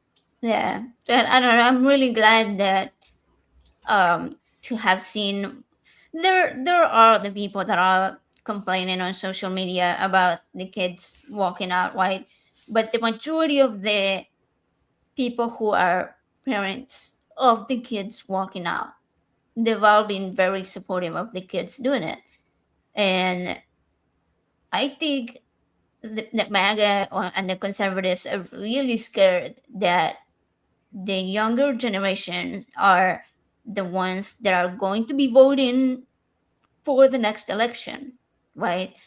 And if they're uprising right now, if they are using their eyes that they have and seeing what's going on and acting on it, then how much more pissed off are these now teenagers going to be when they turn 18 in a couple years and are able to vote for the next presidential election? That's what they're scared of. That's a very good point. I didn't even think about that. But yeah, because I mean, most of these high school kids that are walking out, they'll be voting age in 2 years, when we get to the presidential election. So wow, that's a very, very good, thoughtful insight. Yeah, I mean, there's a lot of them that are already 16, 17 years old, so they're already going to be within that age pretty soon, high school students, right? So that's one of those things that it's so short-sighted. Once again, it goes back to how short-sighted they really are. Yes, this should be a clear signal to them that they have a problem. But rather than say, okay, what can we do to address the actual problem that's pissing people off? Yeah. Okay, well, let's push it off here to the side where nobody sees it. And that's not going to fix the problem. Because if we have 2 years of this absolute clown pulling his game with the international trade by tariff here, tariff there, everybody, let's slap a tariff here. As long as we do that and have that continual uncertainty, I can only imagine how much worse and more pissed off that 16-year-old who's going to be 18-year-old who's been looking for a part-time job, not to go get extra spending money to go out and party on the weekend, but because his mom and dad may not even have a job because of the worsening economy, and he's looking to help pay the rent or the mortgage on where they're living, because this is where we're heading. We're not looking at having kids work for luxury. Kids are going to end up being working because, well, we all need to eat. And as we continue to see this economy worsen, they can continue to push the things to the side and say, you know what, grocery prices are down. I don't know what you guys are talking about affordability, but affordability is not going away. And as long as that's the major issue, I think they're in for a bloodbath. I think they're in for a bloodbath in 26. And I think that as long as the Democratic Party doesn't put another typical corporate Democrat as their representative in 2028, I think that whoever the GOP puts up, I think they're going to get just absolutely demolished. However, if they put up another corporate Democrat, all bets are off, because this is the game we've been playing for 50 years and it's just not working. It really hasn't been working for the American people for a long time, but it's definitely not working now. And I think people are starting to see through that. And so you can't keep playing that shell game. And hopefully they'll get that. And sadly, racism is fucking bullshit in America. And that is the reason, racism and sexism. And that is the reason why Kamala Harris did not win the last election. It has nothing to do with her positions on issues. It's the fact that she was a woman and a woman of color. I think that the fact that she was a woman of color didn't help her. But I also think that when it comes down, when I look at the 2024 election, actually, let me step back to the 2016 election.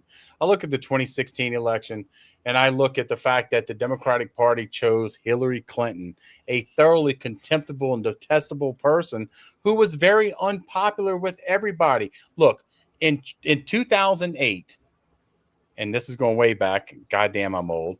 I remember when she was running for the Democratic nomination then. I was talking to one of my doctors and she's like, look, I've been Team Hillary for a long time, but Barack Obama had started winning some primaries. And she's like, but I'm just so excited about him. I'm so excited about Barack Obama. But as a lesbian woman, I feel like I really should be voting for Hillary. And she's like, but I'm so excited about Obama. And she's like, I'm really concerned. It's like, well, I think that Barack Obama is going to get the nomination. Obviously he did. And I look at that and I'm thinking, damn, if you are going to risk losing the lesbian vote from Hillary to Barack Obama, look, that should be part of your prime demographic. You should be safe, solid with them. And that's the thing. They threw her in there in 2016 because she was next woman up.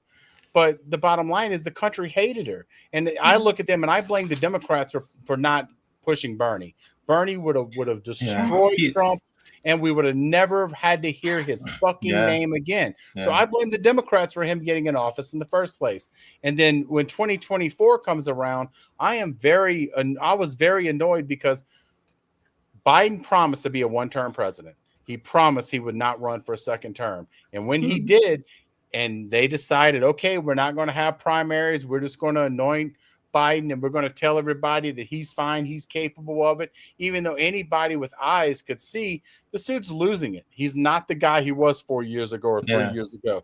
100%. And they gaslit us to a situation where really we didn't have a choice.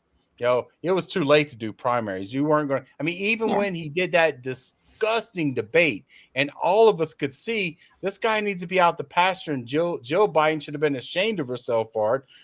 Even then, we started to wait, 10 days before he actually stepped down? And all this time that got burned, that put her at a severe disadvantage as well. Now, don't get me wrong. I consider her a weak candidate. She's never somebody I would have chosen for it. But the bottom line is that the Democratic Party gave us 2 terms of Donald Trump, in my opinion. And that's why right now I am so angry because, look, I want 2028. I want to see somebody on the ballot that I go, damn right, let's do this thing. But as long as they pick somebody who's just another boring Democrat, there's just a lot of people that are going to stay home. They may not vote for whoever the 2028 GOP candidate is. They may not even write anybody in 2024. I wrote in Cornel West. They might not do any of that. But the bottom line is that, I wish Bernie were younger. I really do too. Yeah, man. I would vote for. Don't get me wrong. I would vote for AOC if AOC got the nomination. I'm not Team AOC. I don't have anything against her. She's as good or probably a cut above the average at least. I would be okay with that. But man, if they pick somebody like Gavin Newsom, I'm just going to go in my room and cry. because I don't think Newsom's the answer either. Newsom's Do you not. have currently a candidate that could win the next election? Like, who would you put if you have somebody in mind? What's kind of funny is that one person that does come to mind is somebody who's running for U.S. Senate in Texas. I would pick either one of those candidates. The two Democratic U.S. Senate candidates for Texas, I would pick either one of those for president. I know who you're talking about. Crockett or Tallarico. Yeah, either one of them. I don't care. And they're running against each other. I know, and it's like, goddamn, two candidates I'd be perfectly happy with seeing win. Listen, here's an idea. One of them wins the seat for Texas, and the other goes and runs the next. Look, there you go. I'm Problem down solved. for that. And here's where I'm probably going to step into a big pile of shit. Look, I turn on and start listening to a clip with Crockett in it, and I don't care if Ray is 3 rooms away. She'll be like, "Is that my girl?" Like, yeah. So she'll rush in here. And, all right, let's listen. And so I definitely am biased towards Crockett. Having said that, like you, I do have my concerns because once again, we got a woman of color, and my problem is that I don't feel like we ever have change by not voting for change. So is it a risk to put another woman of color up there? Yes, it is, because there's a bunch of piece of shit assholes. But the truth is that people like MAGA are never going to vote for a woman of color. They're never going to vote for a woman anyway. We're not reaching for them. And I'm really hoping that after 4 years of this fiasco, that people go, I was a little uncomfortable with it last time, but let me make that choice, because if all we run is white men from here to the end of eternity, all we're going to get is a white man. We had Barack Obama's an anomaly, and it blows my mind, because I honestly think that the reason we have Donald Trump as a president is because Barack Obama was elected in 2008. I think in 2008, when this certain element in our country, some of the worst element in our country, saw a black man as president, and went, oh, hell no. And I really believe that is a driving force. And I'm not saying that it's his fault that Trump is president, It's, but that I get what you're stirs saying. something in people. And that is something that, okay, then maybe we need to continue to push back that direction, because we've tried this. Okay, the right says, okay, meet me in the middle. And then they move more over, meet me in the middle. They continue that slide. Well, we can continue meeting them where they say they want us to meet them, and we'll never get what we want. And I say it's time that we see, look, I'm all for a woman president. Let me be very clear. As I mentioned, this is, I think that, look, men, all the men out there who are watching now, we've had our time, and we've shown what we're capable of doing, and it's shit. So, and not just as president, I'm talking in leadership in all things. Businesses, the humanist group that I'm starting, I'm pushing women leadership there, because I think it's time that we have voices that represent more than just old white guys. And we should. I know that might get me called tokenized by some people. I'll leave unnamed, but I don't think so. I know what you mean. I know you know. To me, though, we can't pretend that nobody qualified ever showed up unless we go out looking for them. Blows my mind. Mind. It's like, listen, if you're sitting at the table and there's nothing but white KKKs at your table, and you're not actively inviting other people, all you're gonna be left is with KKK people sitting at your table. And there's very qualified people that could sit at your table, but you're preferring to be like, well, I don't want to seem like I'm tokenizing, so I'm just gonna sit here with my KKKs and enjoy this KKK company. Like, come on. Yep. But I wanted to comment on whether Crockett or Tallarico would be good choices for president. And I think Crockett is definitely my preferred option, my number one option. But shit, like the way things are right now, it's like, do we play it safe? Because obviously Talarico is the safe one. He's a white guy. Yeah, he is a lot younger, but he's still a white guy who is a Christian.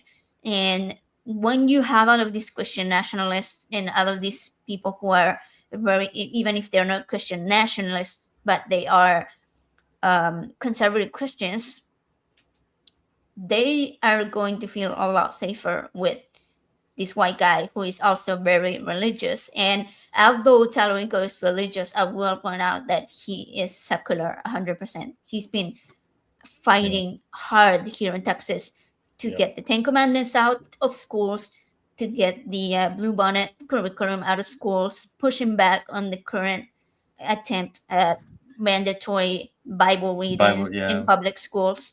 He's been one of the number one people speaking up in Texas for people to vote against those things. And so I feel safe enough to say, if he were to be president, he would be doing the same thing. And like we continue to say, right? Like, we are not against religious people. We are against religion as a system. And so I'm okay with somebody like that in office. So I don't know, like, do we play it safe, or do we do the right fucking thing and elect a black woman?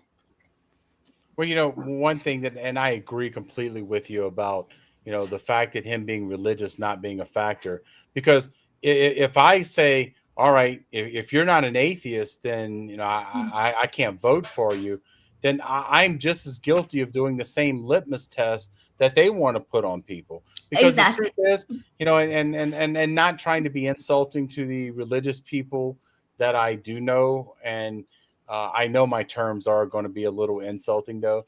But if you want to go out and cosplay on Sundays at church, I don't have a problem with that. And the truth is, in seriousness, if you want to pray instead of meditate, my life, I shouldn't get to dictate to you, and I don't want you to dictate to me. So I shouldn't expect the same thing. But if you're willing to say, look, let's keep my religion out of government, that's all I ask. That's all I want.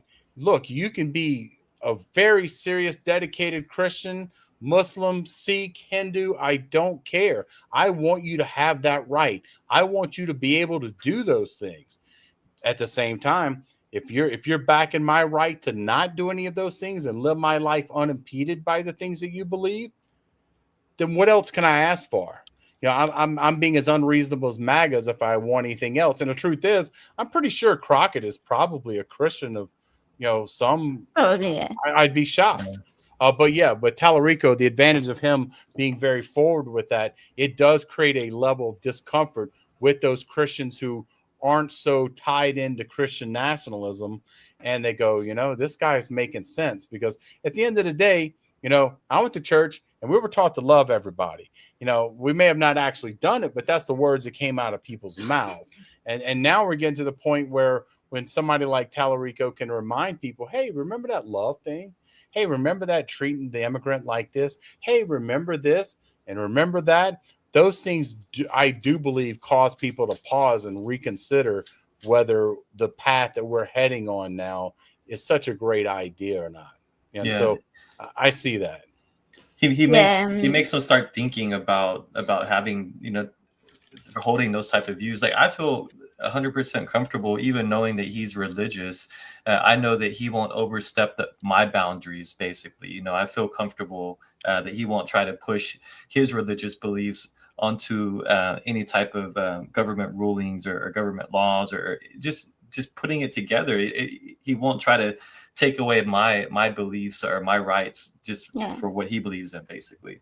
Which is a huge factor. And I think a lot of people are drawn to that, maybe, and it's got a lot of people thinking, like you said, it gets those gears moving.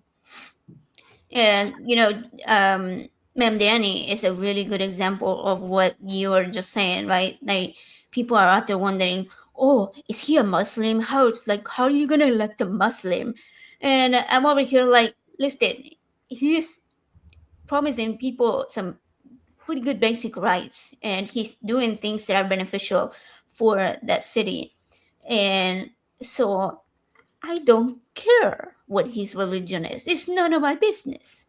If he's not going to use it in order to determine what he does as far as legislation and as far as managing the city that he's the mayor of, I don't care. Yeah, Okay. it goes back to what freedom of religion stands for, what Yes. the U.S. was founded on. You know, everybody has the right to practice their own faith, their own belief, whether it's in a God or or no belief in a God. So, I mean, that is the number one thing that everyone should enjoy of living in the United States, not pushing your belief on your neighbor or on the other person, especially involved in government and politics, and making laws and rules that regulate our lives every day.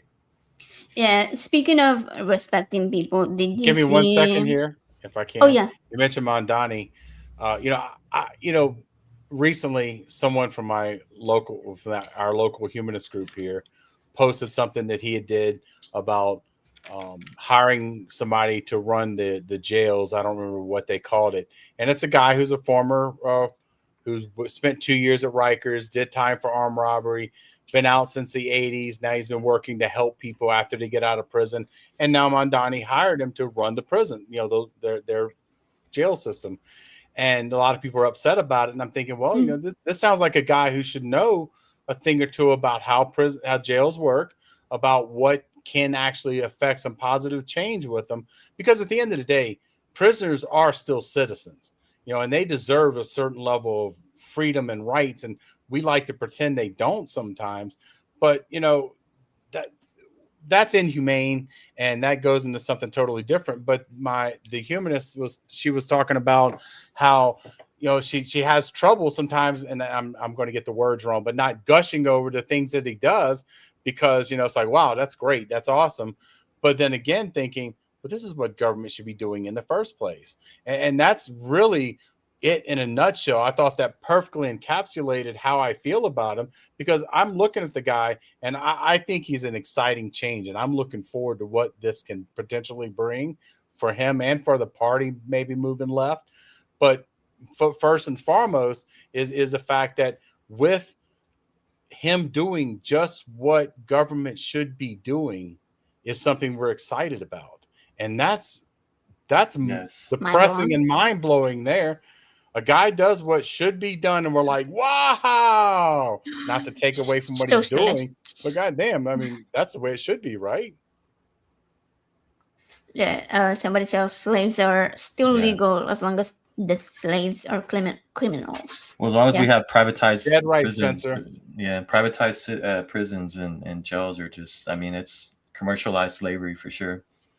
Yeah, I mean, I've seen things where they talk about, they'll essentially sell the prisoners out to local farms for to do work. What are you talking about? That's quite literally slavery.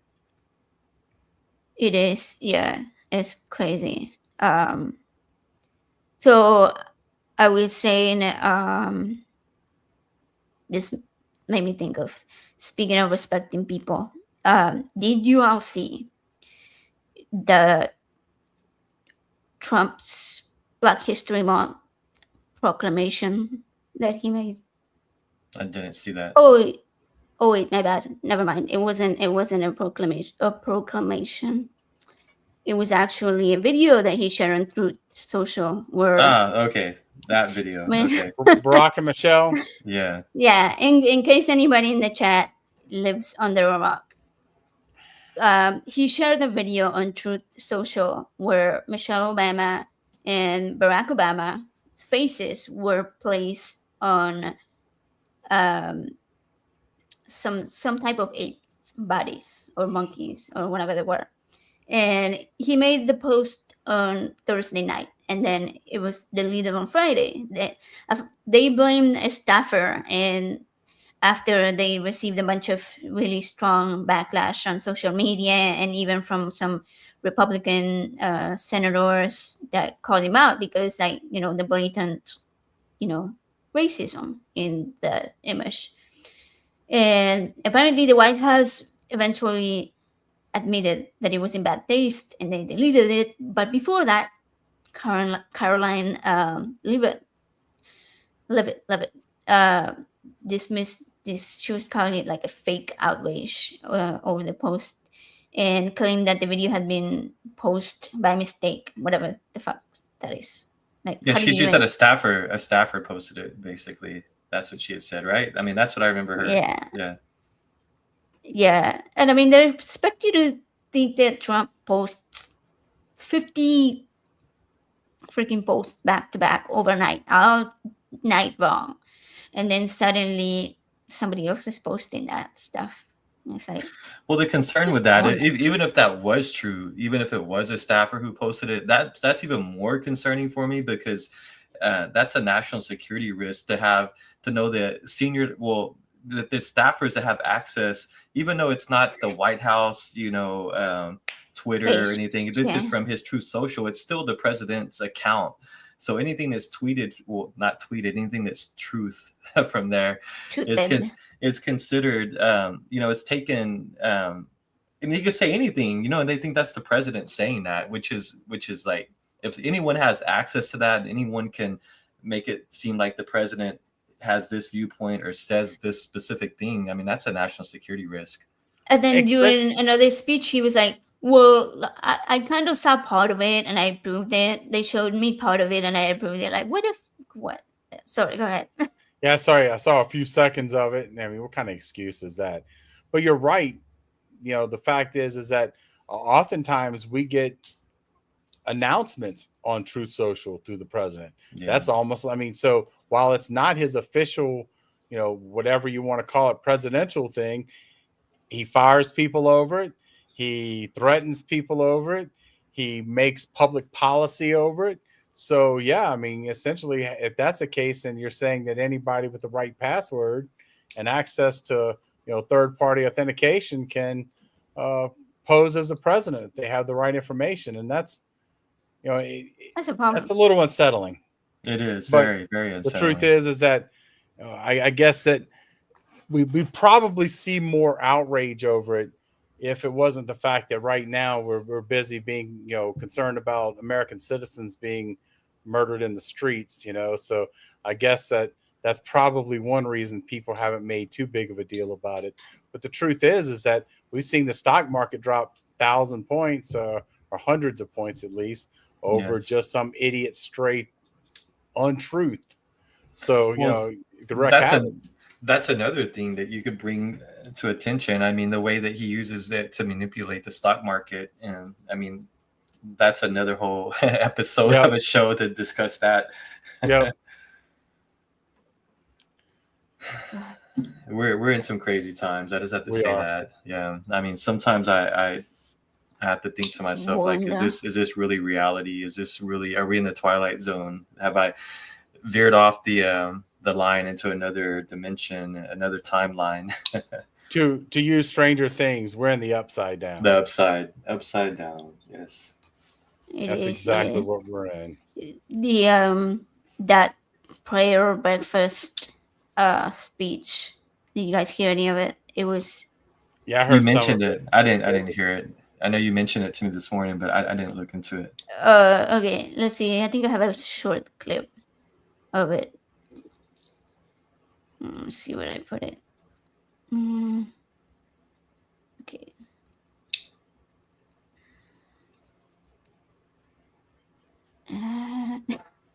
That's the worst face. No, I heard Bill likes it. That's his old face from there you go. From Office Space. Baba likes it. Let's see, sound. All right.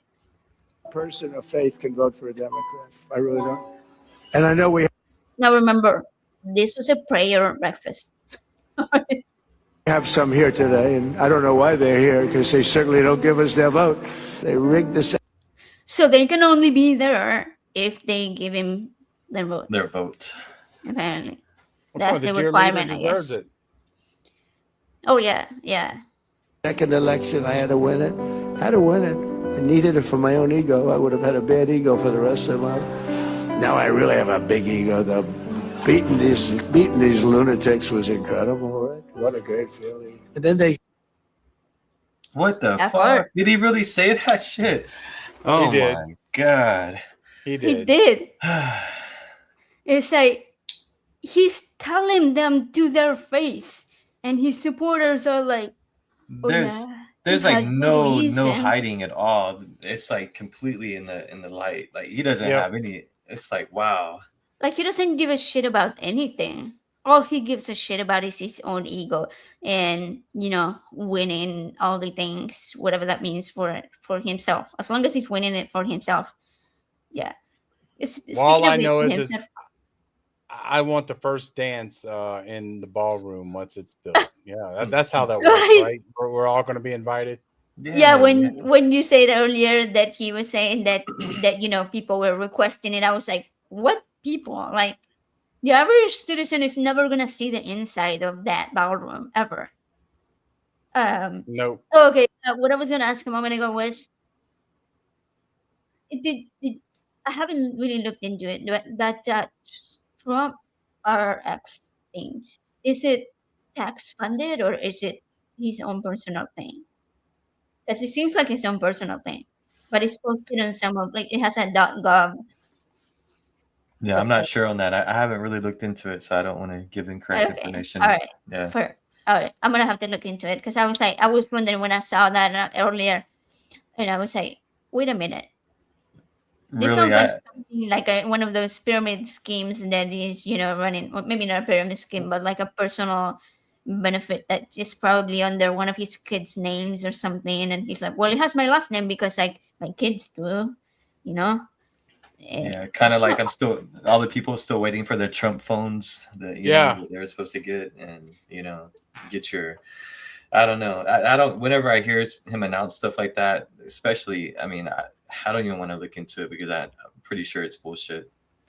Yeah, I know that in the past, .gov used to represent it being an official government site, but the truth is that over the last year, we've seen so many things that the way it's supposed to be and the way it is. I mean, because this president just completely disregards the law. So considering how much he and his family have enriched themselves over the past year, you got to wonder, is it his ego to put his name on it, or is it something he's getting a cut of? And with him, I always presume that if he's doing it, he has an angle. He thinks that it's going to benefit him somehow. Oh, 100%. He never does anything without some type of benefit for either him or his family or someone associated with him. I don't think he would wipe his own ass if there wasn't a benefit to it. We don't know that he does. Yeah, well, he's got Mike Johnson for that. Mike Johnson can lick that shit off. Oh man, I despise Mike Johnson. Yeah, I mean, for how he shit his pants all the time, and he seems like he doesn't care. Oh yeah, those rumors and videos are quite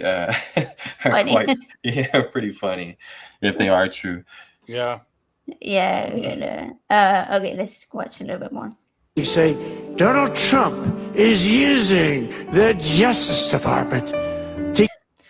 The Justice Department. I find it funny that he's trying to emulate himself. Yeah, but that's extra. Kind of weird. Yeah, it's bad. The first one. Give it a moment to sound like RFK. Right. Yeah, it's like impersonation inception, Trump inception. He's like impersonating Trump. Yep. Other people speaking as Trump, but it's Trump speaking as other people speaking as Trump. Pretty much. Did you get it? He did sound drunk, yeah. No doubt. I think he's on prescription medication, I think. I don't know. He said he doesn't drink. I think he's definitely on some type of I medication. think it's prescription medication. Yeah. I agree. Because everything probably indicates he really doesn't drink. But the dude's old. I mean. Or age. It could definitely be age. Yes, it could be. Related to decline. Yeah. I'm not a doctor, again. No diagnosing anybody, but mental decline in older age is a thing. But I did stay at a Holiday Inn Express. Does that count? Did you get the discount? Yeah. Of course. but wouldn't I have a right to? You know, Mike Johnson's. Oh, he was saying, people say I use the Department of Defense to my benefit, but I don't. But I should have the right to, or something like that. A very religious person, that he does not hide it. He'll say to me sometimes at lunch, "Sir, may we pray?" I say, "Excuse me? We're having lunch, you know, the Oval." But we worked hard at getting rid of. And then people are like, "Oh, he's been given to us by God." That's Cyrus. Prayer, fuck you. They believe he's the modern day King Cyrus. Oh yeah, I've heard all of that crazy. Okay, Jesse Riverbanks is like, this is real life. Yeah, Unfortunately, it is. yeah, it is. I don't know. Sometimes I wake up and I'm like, is it? What is he gonna do today? The Johnson Amendment, it's gone as far as you can say anything you want. Now, if you do say something bad about Trump, I will change my mind and I will have your tax exempt status immediately revoked. See what is that? Oh God, it's like he's blatantly just like side with me or else. You know, blatantly. I mean, to be fair, that does sound godly. That does sound like God. Yeah, that is a fair point. That does sound rather like God. Having said that, you know, the more I'm listening to this, I'm looking at them and I'm reminded of the end of the book Animal Farm, where the animals are looking in and they can't tell the difference between the pigs and the humans. And I'm looking and I'm listening to Donald Trump and I'm like, Kim Jong-un? You know, is that who I'm getting those vibes too. Yeah, because feel those vibes from that. Follow me. Yeah. Are you know, or else. It feels like complete dictator mode. I mean, for sure. I mean, he's wow. Yeah, I completely that's missed this. fair. Jesse Riverbank says the God of the Old Testament was a petty bitch, and a petty, dramatic bitch. I mean, think about it. The whole I'm going to overreact and drown everybody on the planet because I got butt hurt and I got my feelings hurt, so I'm going to kill everybody. Yeah, Yahweh was a drama queen all the way. that is the problem I have with a little bit with progressive Christians. I think we need to join forces for sure, and I respect the belief. But sometimes when I hear people saying things like, "Well, but Jesus said," and then you read the story, and it's supposed to be, yeah, Jesus said, love thy neighbor and all of the good things and the immigrants and all that. Sure. But Jesus was supposed to be the God of the Old Testament. And a lot of Christians that I know have not read the Old Testament. So how do you know God? How do you know God if you have not read the Old Testament? And Jesus is the Son of God and God Himself. So He is the God of the Old Testament, or at least partly. I don't know. So how do you do that in your mind to separate the two? Like, people need to stop separating the two. They are one and the same. AJ, have you ever gone to cafeteria before? Yes. Okay, well, I'll pick a little bit of this that I like, and I'll take a little bit of that. Yeah, I'll take, but no, none of that Old Testament God. That does not look tasteful. That does not look good at all. I'll leave that at the counter, and that's really what they do. And I agree with you though, because oftentimes I'll see, and it's that uncomfortable alliance with progressive Christians, because at the end of the day, I look at it and I can't help but look at them and say, get your fucking house in order. Get your shit together. If you're a Christian, then stand up against these people. Call them out. Call the nationalists out. Call them out. Quit, playing this game of, well, I don't want to take a position. Christianity in this country has already taken a position. So either you can take that position back from them and make it something that we can all live with, or you're tacitly approving Christian nationalism. And that's where that gets uncomfortable for me, because I feel like you're giving them quarter. You're giving them legitimacy because, you know, I'm not a bad person. I don't want to do these things. I don't want to harm immigrants. Well, when you say those things, and I'm a Christian, and you push back against the dominance of Christian nationalism as if it doesn't exist, you're enabling them. And Christians have to stop. Get your own shit together. Get your house in order and get the Christians. Get those Christian nationalists out. Start calling them out. Quit letting them get away, in your circle at least, at calling themselves Christians, because you don't think they're living up to what your Jesus said. So call them out on it. And that's one thing I really hope to see them do. Yeah, because being silent about it and just letting it be means that, I mean, basically being silent on an issue like that is basically supporting it. It's tacit You're allowing it. You're allowing it. Tacit approval. Absolutely. It's kind of like you were talking about earlier about the dinner table, you know, sitting with, you know, 10 KKK members. It reminded me of an old joke where it's like, what do you call 9 people sitting at a table with a Nazi? You call it 10 Nazis having dinner. You know, because at the end of the day, if you're sitting at the table and saying, okay, this is all right, well, that's what you are too. And that's how I feel with these Christians who want to not take a position. If there's ever a time for the Christians, because there are Christians who are not happy with this. I had a Christian family show up at one of our humanist events a while back. And the bottom line is, look, we need Christians who are going to stand up against it. But don't stand up against it when you're with me. Stand up against it when you're with the other Christians. Push back on them, because they're the ones that need it. I'm already in your camp. If you tell me how horrible Christian nationalists are, you're preaching to the goddamn choir. As far as I'm concerned, they're a bunch of fascists, and, you know, I'm just waiting for Nuremberg 2.0. But push back against them now is the thing that I really hope that these Christians who are in the middle wake up and finally do. Yeah, completely agree. Yeah, for sure. Let's keep watching this thing. Robert Jeffress was on television. He said, I know every candidate very well, and I know Trump a little bit. He may not be as good with the Bible as some of them. He may not have read the Bible as much as some of them. In fact, he may not have ever read the Bible. He's telling facts, right? I think he's telling facts there. Well, everybody remembers 2 Corinthians. You remember that when he did that?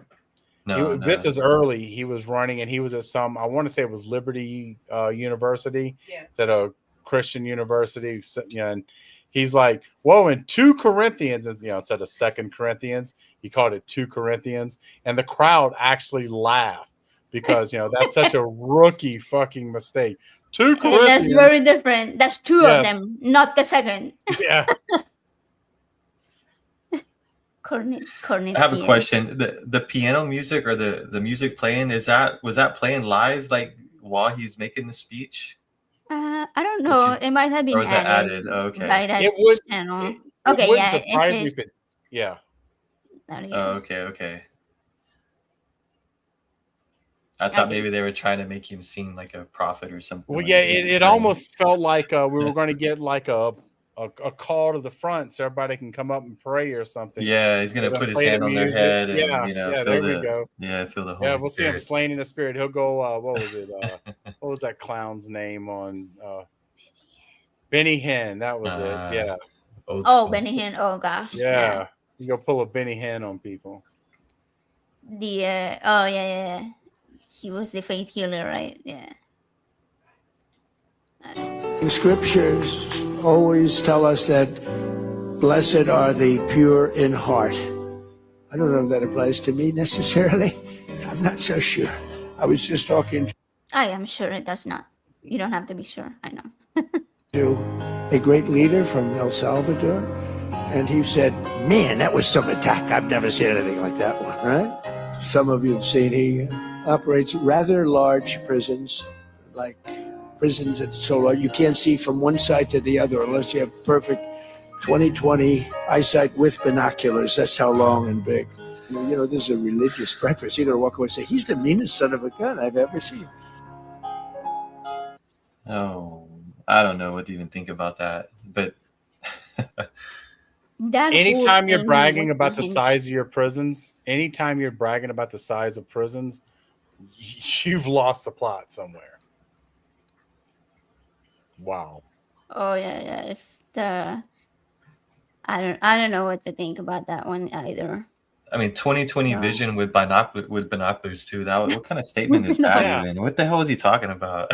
It's like I don't Well, I know. mean, he doesn't usually know what he's talking about, so I guess we really shouldn't figure it out. don't think too hard about it, right? Don't look into it too deep. Wait, who did he say from Argentina? No, he was Benny talking Hinn? about no.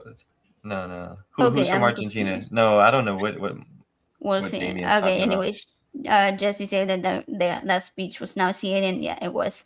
And this is something I ask myself all the fucking time. Like, how can anyone, just another band says, band or bond? I can't say. Bond. Okay. How can anyone listen to this man talk and think, hey, yeah, this is who I want to represent me? And it's like, what? How do you listen to someone ramble like that and go on and be like, oh, yeah, I'm going to go vote for that dude? He speaks really well. Well, it sounds like, yeah, I guess the point is that, right? He speaks like them. He appeals to that demographic that is so uneducated that they feel represented by him. And it does make you wonder, because I'm pretty sure he's spoken this way all his life. I don't know. I didn't used to listen to him speak before, so I don't know if he did or not. But is it a persona that he puts out, or is he truly that fucking dumb? No, he's truly that dumb. Yeah, I think he. Okay. He really is. It's not an act. And yeah, like Spencer asked, how do people say, yeah, that's my guy. That's the guy I want to vote for. I have no idea. I would be embarrassed. I mean, in fact, if I ran across this guy, this guy is a good reason to leave the party early. You know, not to stick around, but when he shows up, all right, I just realized I had an emergency, something at home. I think I left the burner on. Anything. I wouldn't even want to be in the same room with the guy, much less say, yeah, this is the guy I want to represent me to literally the entire world as our leader. What an embarrassment. Yeah, I really miss having leadership that can speak to the population and actually connect and actually put sentences together that mean something or meaningful to to the subject that they're speaking on. And that's the difference that he had with Bush, right? Like, Bush had terrible policies. Like, his politics were bad, but the guy could put two sentences together. Barely, but yeah, he could. A He few, wasn't great about sometimes, except for you always can fool me once. Oh yeah, Shame you. yeah. He completely mangled that expression. That was just such typical Bushism. I had it on a T-shirt in high school when I met Joe. Yeah, I still have it. And his fuzzy math, he couldn't math very well either. Fuzzy math. Yeah, I had a shirt. I had a shirt during the Bush administration, and I remember I was living in Texas. I was living in Austin at the time, and it had a big picture of Bush on it and Osama bin Laden next to him, and it had in big letters above it, "Evildoers," and then under it, "Make no mistake about it," because evildoers was his thing, and I wanted to make sure that people understood. Yeah, both of them are evil doing pieces of shit. I remember one time I was in a grocery store and with Rachel, and this guy turned the corner and he had a flag on his little motorized cart he was in, and he's rolling up and he's looking at my shirt, and Rachel's thinking, oh shit, this is not going to go well. And the dude said loudly, "Evildoers," and he looked at it. And then he just started going off on a rant on how much he hated George Bush. And I'm like, oh, okay, cool. All right. because it really would look bad getting into a fight with some guy in a motorized car. It's just not a good look. You lose either way, So it's kind of like the guy who got beat up by the girl in Buda. When you attack a girl, you just look bad either way. You can't win. But yeah, it was a good thing. Yeah, the evildoers and the axis of evil is like. Yep. Yeah, I remember those days. The Bush administration was one of the main reasons that I got into politics and protesting and getting involved in local groups and so forth. So I mean, I got a lot of history with that too. I'm a little. I think you're a little bit older than me, but I'm a lot older than you. Yeah. But I remember all that stuff. Yeah, I would have to say that during Bush's first term during that time is where I finally made the break from religion entirely. So that, I think that combined with my frustration about what I was seeing going on with the Bush administration were two of those things that really got me kicked into high gear and started that veer further to the left, because at that point I realized that this is all garbage. I don't want to have anything to do with those.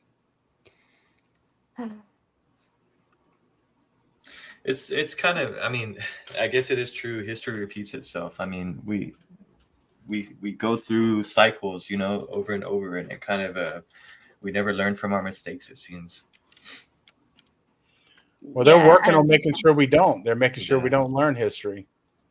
Yeah. And the truth is that, we look at that and think of that as a now thing, but the truth is that's not something new. I mean, let's be realistic about when I look about what I learned about history.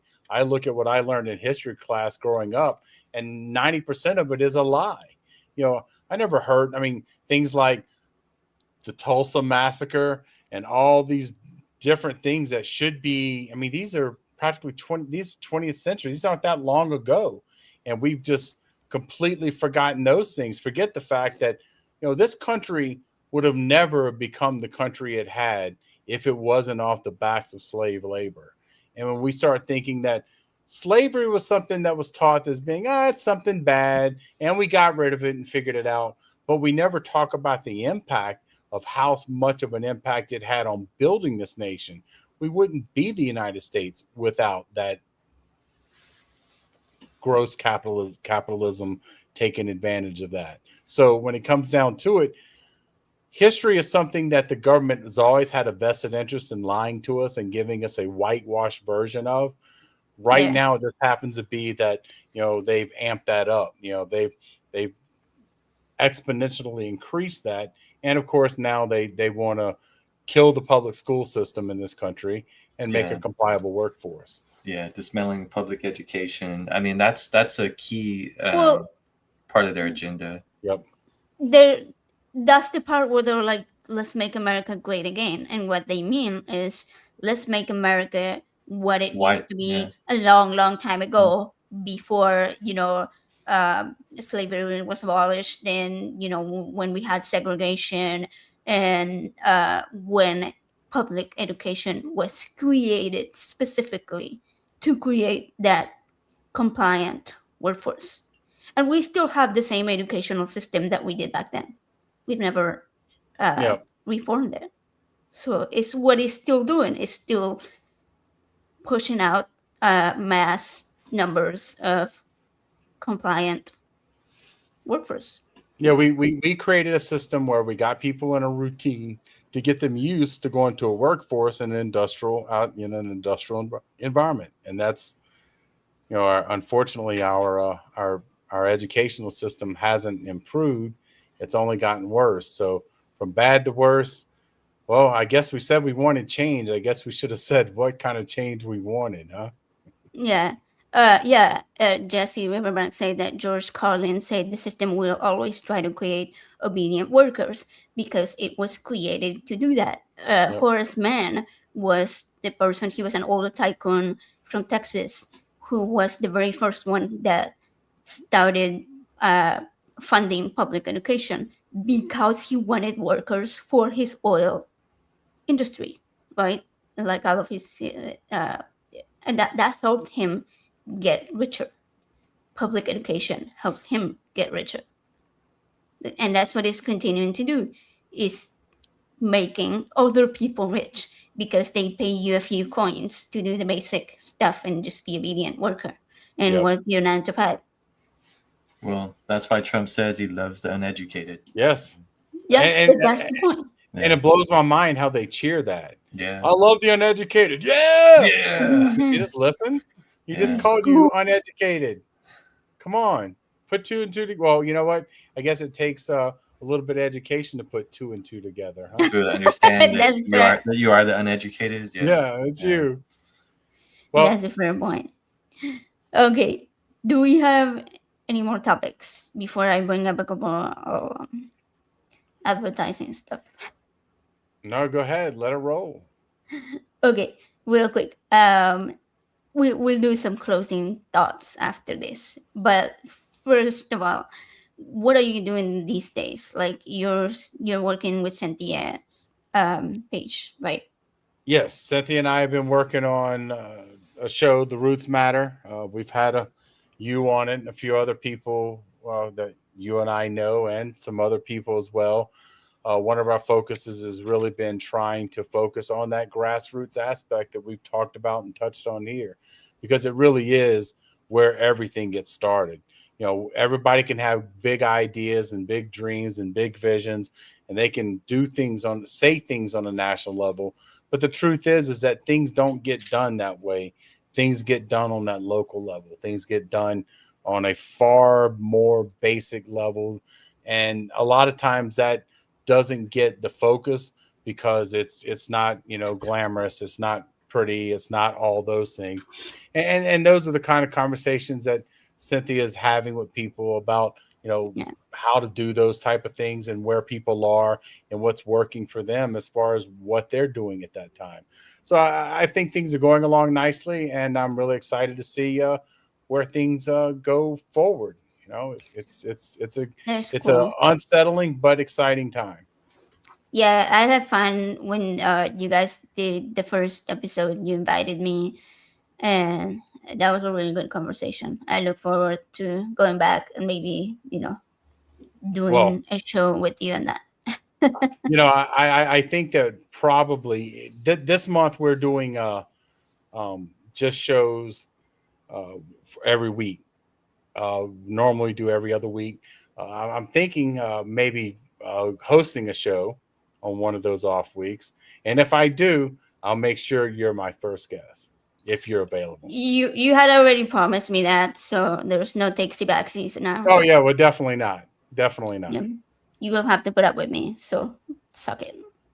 I have to say that I won't deny that on the nonprofits, when I had input in the scheduling, I definitely looked to make sure that you're on the show as often as possible when I was on it, because it just, I knew it was going to be a good show. I knew that it's going to get good input. In spite of all the negative things I say about you, you're really everybody knows. Okay. Kind of okay. I hate you and you hate me. They know it. So okay, relationship. Yeah, you heard it here. No, it's just hate, Joseph. Hate. Okay. hate. Be consistent. Right. I know hate like Christian love, So we gotta. I guess ain't no hate like atheist love. I don't know. However you gonna put it. Anyways. Monster Mom said y'all need to hug it out. Hug it out, guys. There you go. Hug. Well, you know what? If you guys come visit, I'll give both of you a hug. There you go. All right. I'm down. There you go. Yeah. Eli said, keep hugging all the age. That's funny. So I have some stuff coming up too. Helen's fundraiser is next Friday. She had surgery yesterday, and she's been out of work because of that. Her husband doesn't have a job currently. He just got hired, but once you get started, you're not getting paid like the first day, obviously. Yeah. So they needed, a little bit of help financially to like support, because they also had quite a bit first up front for the surgery. So we're doing a fundraiser. It's February 13th, and it's going to start at 5 p.m. Central. And Ember is hosting it on her channel, Better Than Ember. And so we are both going to co-host and have a bunch of really cool people there. And it's going to be like a Friday the 13th, Valentine's Smash type thing. So that's going to be very fun. Next one, I have some shows coming up. Let me see. Pull up this so I can show. So I've been doing a bunch of shows on Skeptic Haven. So everybody go subscribe right here, Skeptic Haven on YouTube. And so what is this? February 22nd, Ember is going to be on with Justin. Then the week before that, the 15th, is going to be Neil, the 604 atheist, and myself. And tomorrow night, there's 2 people already waiting. Yay. Tomorrow night, we are going to have J.L. Warren from Bridge the Divide. He does really good debates. So I'm looking forward to that. And if you want to check out last weekend's show, I was on with Professor Dave. So that's been pretty fun. And speaking of that, we are going to have a new show, which is going to start on February 19th, that I mentioned at the beginning of the show, with Seth Andrews. And it's going to be called Critical Call. It's a call-in show. We're trying to do like sciencey topics, but not necessarily super specific to that. Like it can be about anything. So it's going to be very fun. Okay. That is all that for that part. Do we want to keep bitching about Trump? Or do we make a whole other episode about it? Because there's probably a lot left to talk about. Yeah, there's a lot left to talk to. And I am more than happy to show up if you guys are willing to have me again. Yeah, we've been doing this for about 2.5 hours. And I know that the rest of the people in the house are getting restless, but it looks like they're in the middle of designing some new protest signs, so they are using their time wisely. Nice. I love that because we have to keep fighting. We have to keep standing up and speaking proudly, loudly. Don't be silent. Silence is the enemy, like Queen Day says. That's always my sign. I have it right here. You probably have it right there. Yeah, I was going to say. This is my protest sign that I always have. Silence is the enemy. Well, I will say that, and also, if you don't have a local group in your area of people who feel the same way and like-minded with you, start one. I went to one of the reddest spots in the state, and I managed to find people. So I'm pretty sure they're everywhere. They're out there. That's very true. Yeah, You just exactly. have to, if you build it, they will come. Well, all bullshit aside, you know what started it? I saw some church post on a Facebook group, and I'm like, damn, if those motherfuckers can post, then I'll post something. So I sat and thought about it and posted, and well, that was it. They can be mad about it if they want to. Yeah. But, I mean, it doesn't matter. Even if it's a group of 10,000 people and you get a group of 5 or 6 that come regularly, then you already have it. There it is. That's your people right there.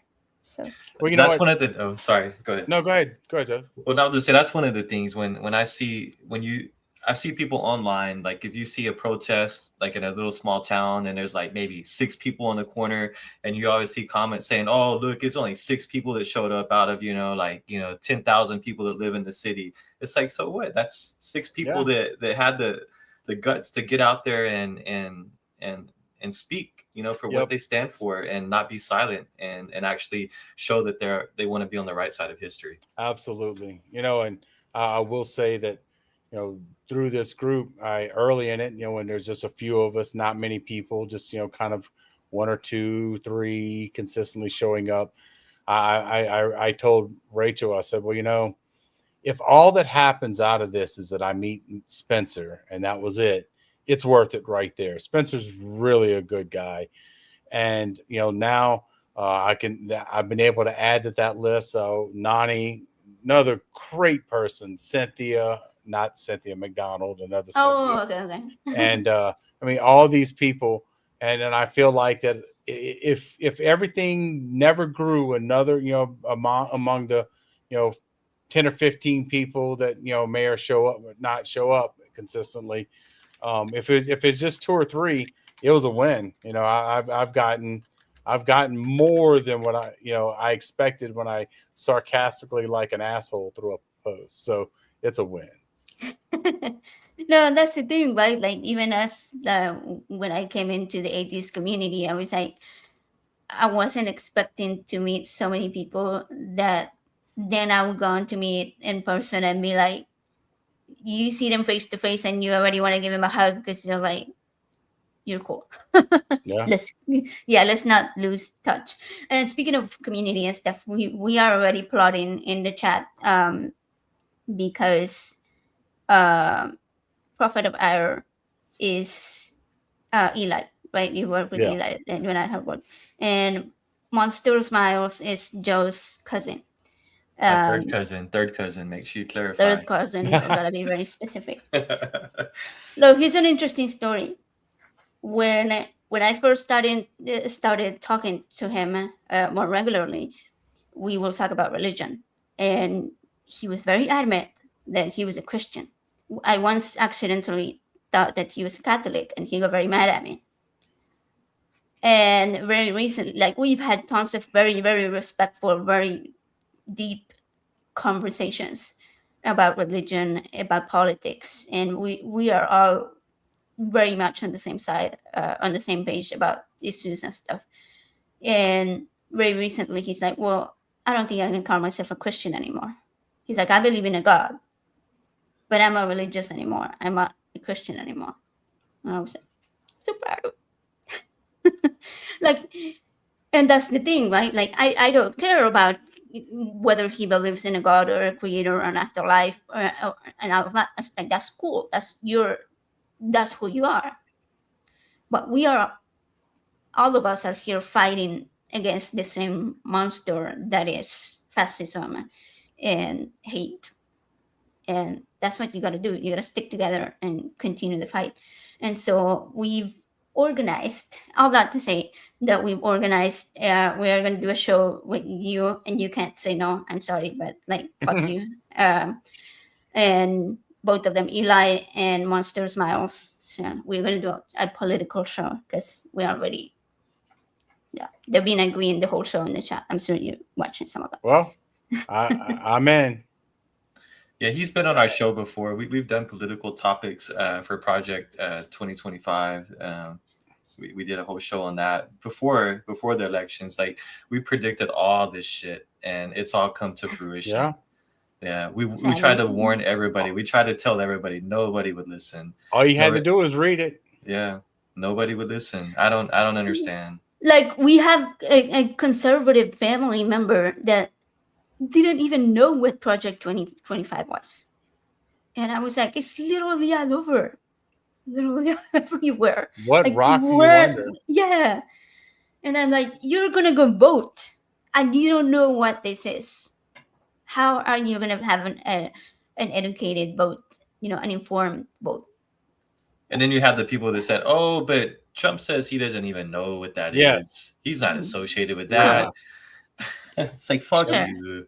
Well, one thing that I want to be very clear about is that I'm okay with being on a show with a lot of people, but one thing that I will not cross the line of is I will not be on a show with giraffes. Sorry. Eli will get that. Is that about... Yeah. I don't know. Is that about Bobby? Like, I don't think it's Bobby Roach. It's an inside joke. We were talking one time, and I don't remember how giraffes came up, but we started talking about how, giraffes probably look down on people with their puny little necks and start neck shaming us and all that. So, yeah, I just got to shit talk those giraffes anytime I get an opportunity to. No giraffes. Giraffe-free zone. I have a whole new perspective on giraffes now after you brought that up. It's like, yeah, well, you know, if ICE wanted to deport the giraffes, maybe I could get behind that. You know, let's redirect them to the zoos. I will. But so I think you will get a kick. I don't know if you know that content creator Bobby Road Steamer. Oh, I love him. Infidel, do you know him or not? Yep. Oh, okay. So yeah, he he's does the wear one the that, giraffe. Yeah. Yeah, like a couple of days ago, he got arrested by ICE for protesting in the giraffe costume. So they're like, they're arresting the giraffes, and he was just He's talking funny about as that. hell. I Even love though it he so isn't much. even though he is representing giraffes, I give him the buy on that. It's like, you know what? I'll be like, you know, you're a biological man, not a giraffe. Oh my goodness. I saw a video of him. He was talking about telling people how to, if you ever get arrested by ICE for protesting, if they drag you in, he said his tactics that he was able to get released like pretty quickly right away is start telling them that you want them. He said he was telling them he wanted them to spank him and you know, be aggressive with him and shove their batons up his ass. And he said they were all like, "Whoa!" He said that they got him out of there real quick. Goodness. Like, you know, I guess that's kind of like, you know, and I found out that, you know, caning was one of the default punishments in Singapore. I'm like, oh, they do that for free? You got What do I ICE say for that now? Where does the line start? Yeah, I mean, okay. So I Sign me guess up. an option is, I mean, Singapore is a good ways away. Think of all the creative things ICE can do. Come on, ICE, come arrest me. Right? I mean, they're so scared of gay people and trans Oh, yeah. people and anything that isn't a cis straight woman. That they'll flip out if you do any of that. And Oh, always my remember, when you go to protest, wear white underwear, because most jails will take your underwear away if it's not white. So just remember. Hey, very You good. told me about that, and I was like, "You're bullshitting me," and I No. looked it up, and it No, was that is true. true. That Yeah, is I know it's Yeah. true.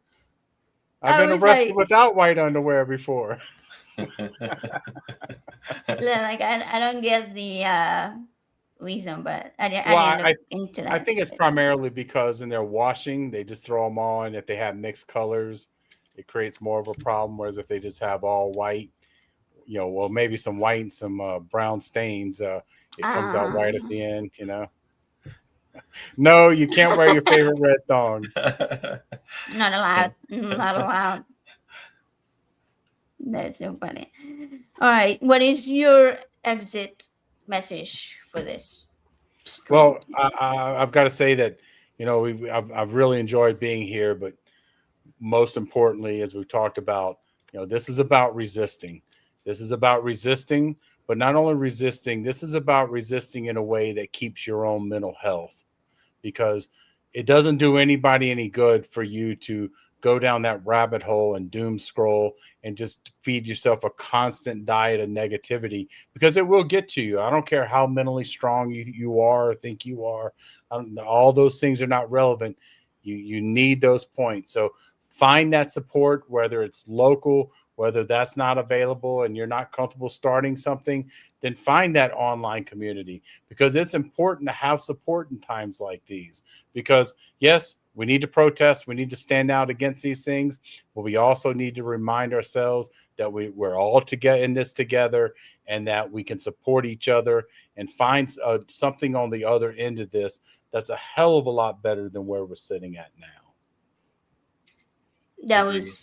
I couldn't agree any more, and I couldn't have said it any better.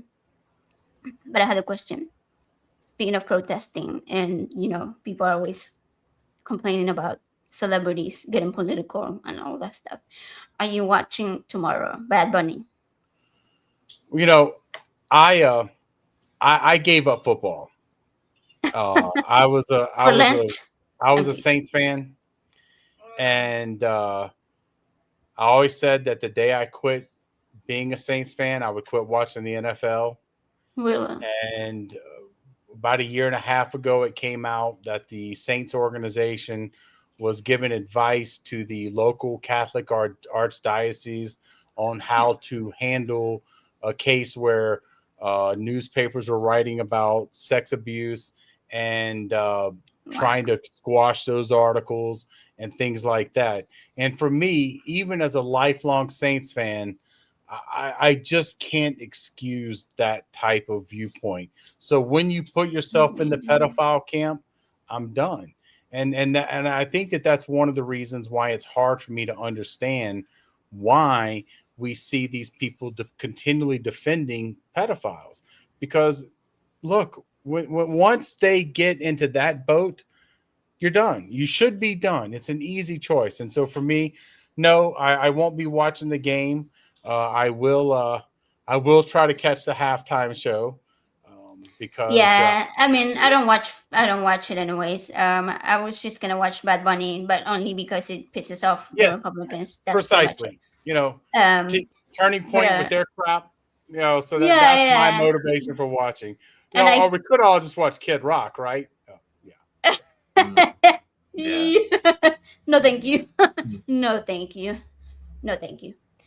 I've heard that he might wear a dress. I hope he does, because that would piss them the fuck off. That would be awesome. Yeah.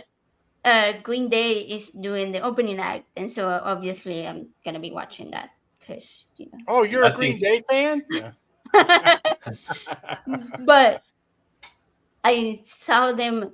They did a show literally yesterday, and they changed up some of the lyrics and stuff. And you know, on Holiday, where they would say so and so is taking the stage, and they changed it to the what was the wording?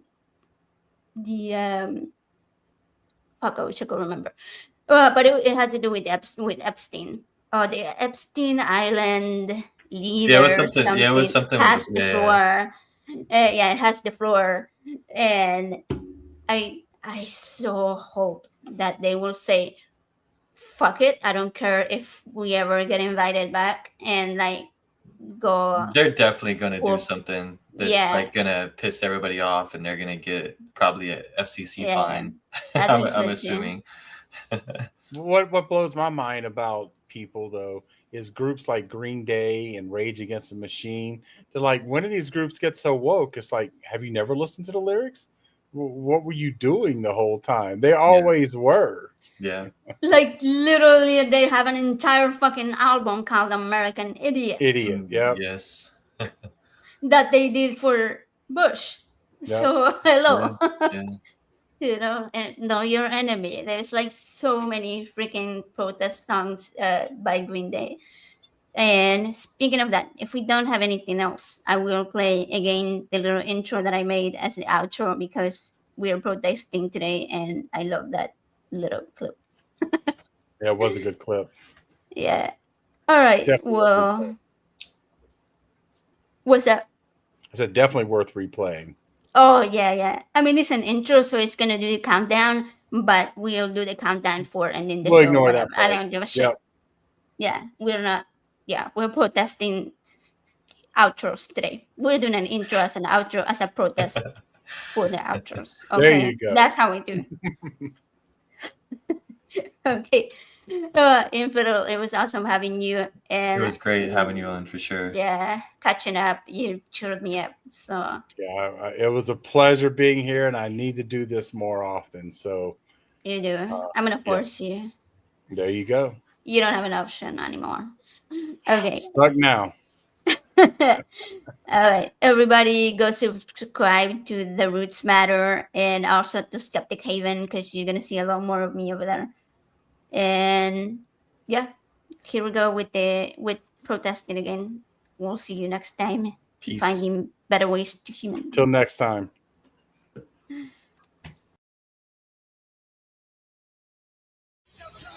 No gang, no fascist USA. No Trump, no gang, no fascist USA.